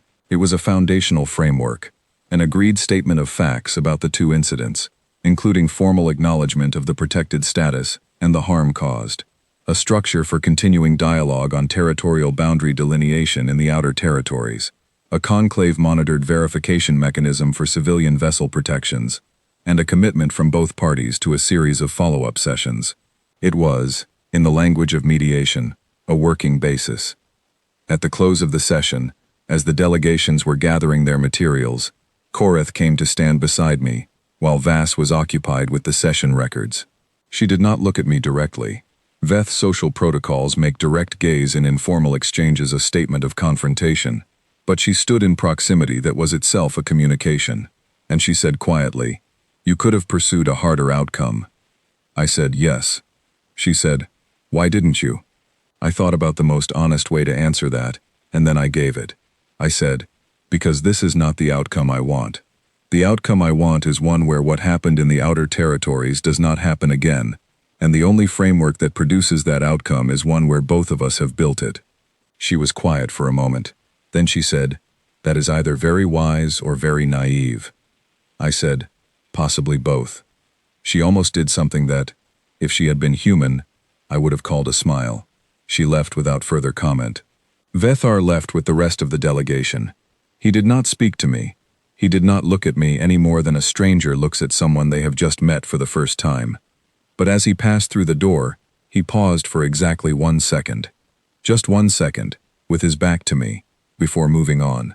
I went back to the Endurance that night with my crew, and sat in the common room with Callum and Elise and Dom and the others, and we ate a meal that was not remarkable, and talked about things that were not directly related to anything that had happened in the past weeks, which is exactly what you need to do after something has been significant for too long. Elise described, in considerable and slightly technical detail, a navigational anomaly she had observed near the HR-7 debris field that she thought was interesting for reasons unrelated to the debris. Dom took issue with her analysis of the anomaly, and they had a quiet, precise argument about it that went on for 20 minutes, and which I found deeply comfortable to sit inside. After most of the crew had gone to rest, Callum and I stayed. He made something hot to drink, the way he does when there is something he is thinking about that he wants to think out loud. I waited. He said, "Korath asked why you did not pursue a harder outcome." I said, "Yes." He said, "I have been wondering the same thing, not the same way she meant it. I understand the mediation logic. I mean, from inside. What were you feeling in those 9 hours?" This is the kind of question that Callum only asks when the answer actually matters for how he does his job. He is not asking for my emotional state as a matter of personal curiosity. He is asking because his understanding of my reasoning makes him a better officer. I said, "I was feeling the gap between what I could have done and what I should have done, and making sure I stayed on the right side of it." He said, "What is the gap?" I said, "The gap is everything between what is possible and what is right." The Endurance could have ended those negotiations from a position of complete dominance. We had the leverage. We could have demanded conditions that the Veth would have had to accept because they were in no position to refuse. Some of those conditions would have looked like justice from the outside. He said, "But?" I said, "But an agreement that a party is forced to accept because it has no alternative is not an agreement. It is a pause." The Veth Dominion would have complied on paper and spent the next 10 years looking for the moment when they could reverse every provision they had not chosen to accept. I have seen that pattern. We have been watching the end stage of that pattern for 4 years. I do not want to build another version of the same thing. He was quiet for a while. The ship hummed around us. The quiet hum of systems operating at normal function. No alerts. Nothing in the outer territories requiring immediate response. Then he said, "Oliver." I said, "Yes." He said, "You think about him." I said, "I think about all of them. But Oliver, more than most, because I was there when he was the most frightened, and because frightened children are the correct unit of measure for whether you are doing the right thing or the convenient thing." Callum looked at his drink. Then he said, "The Veth delegation leaves tomorrow. Korath will file her session report. The conclave will continue its emergency review. Vethar will go back to whatever he can do from inside." I said, "Yes." He said, "And us?" I said, "We go back to work. We have 4 cases queued." He said, "Diplomatic mediation?" I said, "What else would we do?" He looked at me across the table with the expression he has when he is deciding whether to say the thing he is thinking. He decided to say it. He said, "You know they are not going to stop. Not permanently. Not because of one engagement and one framework session." I said, "No. They are not going to stop. Not the Veth, specifically, and not the general problem, which is larger than the Veth." He said, "Then what was all of this for?" I held my drink in both hands and thought about that. I thought about what the answer actually was, as opposed to what would sound good, because Callum is not a man who needs things to sound good. I said, "We bought time. Time for Vethar's faction to grow. Time for the Conclave's calculation to shift. Time for 40,000 people on New Haven to have another year without incident, and another after that, and for the colony to grow big enough that leaving it undefended becomes unthinkable for any party. We bought time by demonstrating that the cost of ignoring Earth's patience is higher than the Veth had budgeted for. We bought time by going to the table afterward instead of standing on the table. Every one of those things is necessary, and none of them is sufficient, and the work is not finished." He absorbed this, then he said, "But worth doing." I said, "Yes, worth doing." He finished his drink and said goodnight and went to his quarters. I sat alone in the common room for another hour, the way I do at the end of things that are not entirely finished, with the river stone on the table in front of me. Worth doing. That is the honest answer. Not solved. Not concluded. Not the clear and clean resolution that stories are supposed to have. Worth doing. The gap between doing a thing that was worth doing and being done with a thing is the gap that diplomats live in, and I have lived in it for 11 years, and I expect to live in it for 11 more. The stones that survive 10,000 years in rivers are not the ones that stop being shaped by the current. They are the ones that are shaped by it, repeatedly, and are still there at the end. Still there, still working. Still, every morning, choosing the harder thing over the easier thing because the harder thing is the one that lasts. I put the stone in my pocket. I went to my quarters. I slept. In the morning, we had work to do. 6 months later, the Galactic Conclave invited me to speak. Not as Earth's diplomatic representative on a specific matter, as a speaker, an invited voice. The distinction sounds minor, but it is significant. In the Conclave's elaborate protocol system, an invited speaker addresses the chamber not on behalf of their government, but as an individual, whose perspective the chamber has determined to be of interest. It had happened to humans 4 times in Conclave history. The previous 3 occasions had all been scientists presenting research findings. I would be the first commander. I almost declined. The hesitation surprised me when I felt it, because I am not generally a person who hesitates about whether to go into a room and speak.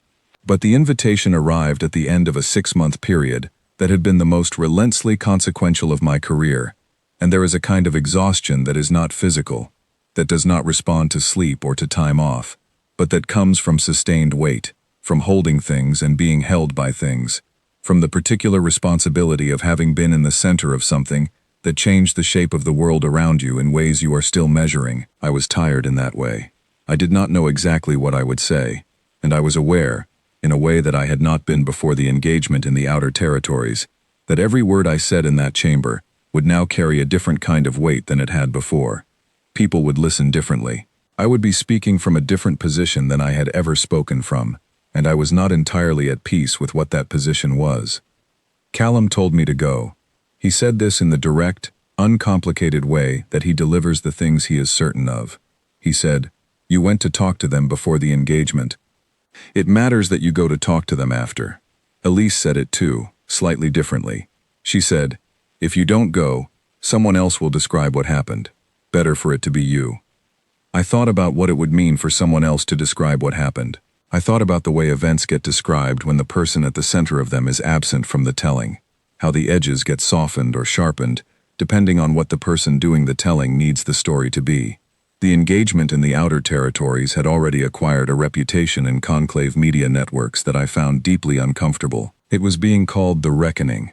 Some species were using it as a parable about human dangerousness. Others were using it as a parable about the failure of patience in the face of aggression. Very few of the accounts I had read contained the part where I offered, 4 times, a clean exit that the Veth declined to take. Very few of them mentioned Vathar's quiet note during the mediation recess. Almost none of them addressed the fact that 5 ships had been disabled rather than destroyed, and why. I said yes to the invitation. The chamber of the Galactic Conclave is larger than most people expect from the outside. The external structure of Conclave Station is imposing. It was designed to be, which is an architectural choice with a political logic, but the chamber itself is something different. It was built to contain 47 species simultaneously, and the requirement of that containment produced a space that is less grand than it is honest. The seats are arranged in a way that reflects real hierarchy. The longer established species have positions closer to the center, newer or less powerful species are further out. But every position can see every other position, and the acoustics are arranged so that a voice of ordinary human pitch can be heard at every point, without amplification. I had been in the chamber hundreds of times. I had never stood at the speaker's position before. The chamber was full. I noted, from the speaker's position, that species I rarely saw attending regular sessions were present. The Grell Collective had sent 3 representatives instead of their usual one. The Saiyan delegation had their full senior tier in attendance. The Veth position, which I had specifically not looked at directly while taking my place, was also fully occupied. Korath was there. I had not expected her. We had not spoken since Median 4. I looked at the chamber, all of it, and I thought of my grandmother pressing a river stone into my 12-year-old hand and telling me that the hardest things you will ever do are the things that require you to be patient and hard and smooth, all at the same time, and that the river is not your enemy. It is the thing that makes you what you are. I said, "Thank you for the invitation to speak. I am going to try to tell you something honest, which is harder than it sounds in a room like this one." The chamber was quiet. The particular quality of quiet that is different from silence. It is attention. I said, 11 years ago I became a diplomat. I had been trained in conflict resolution, in treaty law, in the specific languages and customs of 14 conclave member species, and in the broad history of interstellar relations. I had not been trained in how to sit across a table from someone who is treating you as though you are too small to matter, and smile, and mean it. A small pause. I let it sit. I said, "I want to be clear about the smile. It was not a performance." When I smiled at the Karathi ambassador who explained that humanity showed great promise for a young species, I was genuinely pleased by the interaction, because the Karathi ambassador was an interesting person, and our conversations were substantive, and I learned things from them that I could not have learned any other way. When I smiled at the Grell observer who asked me, once, whether Earth's diplomatic preference was cultural, or was it simply that we did not have the capability for anything else, I was genuinely engaged by the question, because it is an interesting question that I had asked myself. The smiles were real. I looked at the Grell section. Their 3 representatives were motionless in the way that means they are paying close attention. I said, the smile was also, at the same time, a professional tool. I say this without apology, because every tool used in this chamber is both genuine and strategic simultaneously. When you frame a proposal in language that preserves the other party's ability to agree with dignity, you are being genuine and strategic at once. The thing I want the chamber to understand is that for Earth, those 2 things are not in tension. We are not strategic, despite being genuine. We are strategic because we are genuine. We actually want the outcomes we say we want. That is why we work as hard as we do to get them. The chamber was still very quiet. I said, I am going to talk about what happened in the Outer Territories 6 months ago. I am going to do this because the accounts I have read of those events are, in most cases, missing things that I think are necessary for the chamber to have a correct understanding of what Earth is and what we are not. I told them about the Meridian Cross. I told them the number. Not the total casualty count, which they all knew, but the number of people I personally pulled from that ship, 49. I told them about the HR-7 station, and Petra Lang, and her brother's graduation. I told them about the 4 years of formal inquiries, and the 43 days of waiting for navigational logs that never arrived.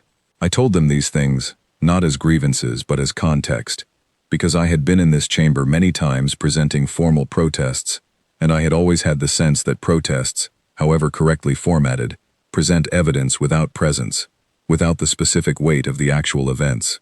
I wanted the chamber to have presence. I said, Earth's final warning contained a phrase that has been quoted frequently in the period since it was transmitted. That phrase is, "We will stop pretending to be courteous." I want to explain what that phrase meant and what it did not mean. I had thought about this for 6 months. Not how to explain it, but what it actually was. Now I said it. I said, it did not mean that Earth's courtesy was a lie. It was not a lie. It is not a lie now. Every diplomatic offer I have made in 11 years, I have meant. Every mediation I have conducted in good faith. Every time I have sat across from a party that dismissed our position, and I have adjusted my approach to find a path to agreement anyway, that has been genuine commitment to the work of agreement making, not a mask for something else. I paused. I said, what the phrase meant is this. Courtesy is something you extend to parties who are operating within the shared framework of civilized interaction. Courtesy is the form that good faith takes in a formal context. When a party uses your courtesy as evidence that there is no cost to their actions, when they interpret your good faith as the absence of consequence, then continuing to be courteous is no longer good faith. It is complicity. Earth was not willing to be complicit. The chamber's quality of stillness had changed. It was denser now. I said, Earth will always be willing to talk. Earth will always come to this table. Earth will always sit across from parties whose behavior has been harmful and extend the good faith that the situation requires. This is not a weakness, and it is not a performance. It is who we are, and it coexists with the fact that Earth will defend its people, not out of anger, not out of pride, out of the same good faith that makes us willing to talk, because a species that cannot protect its people is not in a position to make credible commitments to anyone. I looked at the Veth position. Koureth was watching me with an expression I could not fully read. She is skilled enough to control her expression, but there are things that come through skilled control if you know what to look for. What came through her expression was something I would have called recognition, not agreement. That is a larger thing, and slower. Recognition. The acknowledgement that what was being said was true, in the way that things are true when they are difficult. I said, I want to tell the chamber about the moment I have thought about most in the past 6 months. It was not the engagement. It was not the mediation sessions at Median 4. It was a conversation I had with a colonial governor on a world called New Haven, who asked me 2 questions. He asked whether his people were safe, and then he asked what it had cost. I took a breath. I said, the cost of the engagement in the outer territories was 5 Veth vessels disabled, and their crews unharmed. No human lives, no Veth lives. Significant damage to property. Significant damage to the political assumptions that both sides had been operating under. The cost of the 4 years before the engagement was 377 human lives. I want the chamber to hold both numbers at the same time, and understand that Earth held both numbers at the same time, every day, for 4 years, while continuing to file formal inquiries and attend mediation sessions and extend good faith. A silence that was different from the others. I said, Earth will extend that good faith indefinitely. We are not a species that exhausts its patience and becomes something else. We are patient, and we are also whatever else we need to be. And those 2 things will always coexist in us, because we are the species that built ourselves out of having been both things simultaneously, for longer than any of the formal records in this chamber's archive can account for. We fought each other for centuries. We fought each other until we understood, not from theory, but from the bone-deep understanding that only comes from having lived inside the consequences, that the cost of conflict is always higher than the cost of agreement, and that the cost of sustained agreement is always lower than the cost of sustained conflict. We believe this. We know it. It is not a policy position. It is who we are. I looked at the chamber. All of it. Every position. Every face or surface or lens or limb that represented a species that had received my transmission 6 months ago, at the same moment as everyone else. I said, we want to be here. We want to build things with you that neither of us could build alone. We have things to offer, and we have things to learn, and the work of interstellar civilization is genuinely difficult and genuinely worth doing. That is Earth's position. It has always been Earth's position. Nothing that happened in the outer territories changed it. I said, we are not going to stop coming to the table. We are not going to stop smiling. We are not going to stop meaning it. And we are not going to stop protecting the people we are responsible for protecting. All of those things are the same thing. All of them are what it means to be us. I stepped back from the speaker's position. The chamber did not erupt into anything. It remained in its particular quality of attention for a moment that was long enough to feel different from the standard procedural pause, and then Vass, who was presiding as conclave facilitator, formally thanked me and opened the floor to responses. There were many responses. Most of them were diplomatic in the formal sense, carefully worded, measured, positioning. A few were more direct. The Grell representative said, in the translated version that arrived in my earpiece, the Earth representative's analysis of the relationship between patience and capability is the most clarifying statement we have received on the subject of human strategic doctrine. We will be studying it. This is the Grell version of high praise. The Karathi Collective's representative said that Earth's commitment to multilateral frameworks was appreciated, and that the collective hoped to strengthen collaborative mechanisms in the coming sessions. This is the Karathi version of saying they were genuinely moved but are not going to say so directly. Koureth did not speak in the formal response period, but when the session closed and the chamber was emptying, she crossed the floor to where I was standing with Callum, and she said, the phrase about being both patient and capable simultaneously, is that a human philosophy or a personal one? I said both. She said, I will report to my government that Earth's diplomatic position is genuine. I believe they need to understand that. I said, I hope it is useful. She said, it will be. The Dominion has spent considerable time being wrong about Earth. Correcting that will be slow work. I said, I know the feeling. She left. I stood with Callum in the emptying chamber, and we looked at the room. The curved seats, the arrangement of 47 positions, the acoustics that carry a voice of ordinary human pitch to every corner without help. Callum said, that went well. I said, yes. He said, what happens now? I thought about that. I thought about Vathar, who was somewhere in the Veth Dominion, doing the slow and difficult work of moving a large institution toward a position it was not naturally inclined to occupy. I thought about the Conclave's ongoing review process, and the boundary delineation talks that were now formally scheduled, and the verification mechanism that needed its first operational test, and the 4 cases queued on the Endurance's assignment board. I thought about New Haven, where a school was finishing its 2nd building, and where 40,000 people were living ordinary days, the kind of ordinary days that are only possible when the difficult work that protects them is being done somewhere they do not have to think about. I thought about Oliver, who was 10 years old now, somewhere in the human territories. I did not know his current circumstances. I had thought, when it first became possible to think clearly about the events of that first morning, that I might try to find out. But there is a thing that experienced diplomats learn, which is that the people who become the faces of a situation are best left to live without being visited by the situation's participants. Oliver did not need me to check on him. He needed to be 10 years old, somewhere safe, without a Navy commander appearing to carry the weight of his survival as a personal obligation. I hope he is 10 years old, somewhere safe. I carry that hope the same way I carry the river stone, not heavily, not dramatically, but always. The Endurance was docked at Conclave Station. I walked back to her through the station's corridors, through the sections that were built for Veth-scale bodies, and through the ones built for Karathi-scale bodies, and through the small stretch where the architecture has been adjusted to accommodate the specific dimensions of human diplomatic vessels, which is a stretch that has existed for 8 years, and which I have always found quietly meaningful. 8 years ago, this corridor did not fit us. Now it does. That is how it goes. That is how it always goes.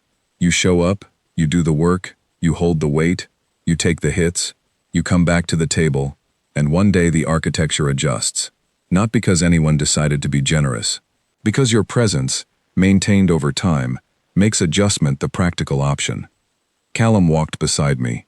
Elise was a few steps ahead, already on her comm, doing whatever Elise does when she is moving between one task and the next, which is to begin the next task before the previous one has fully finished.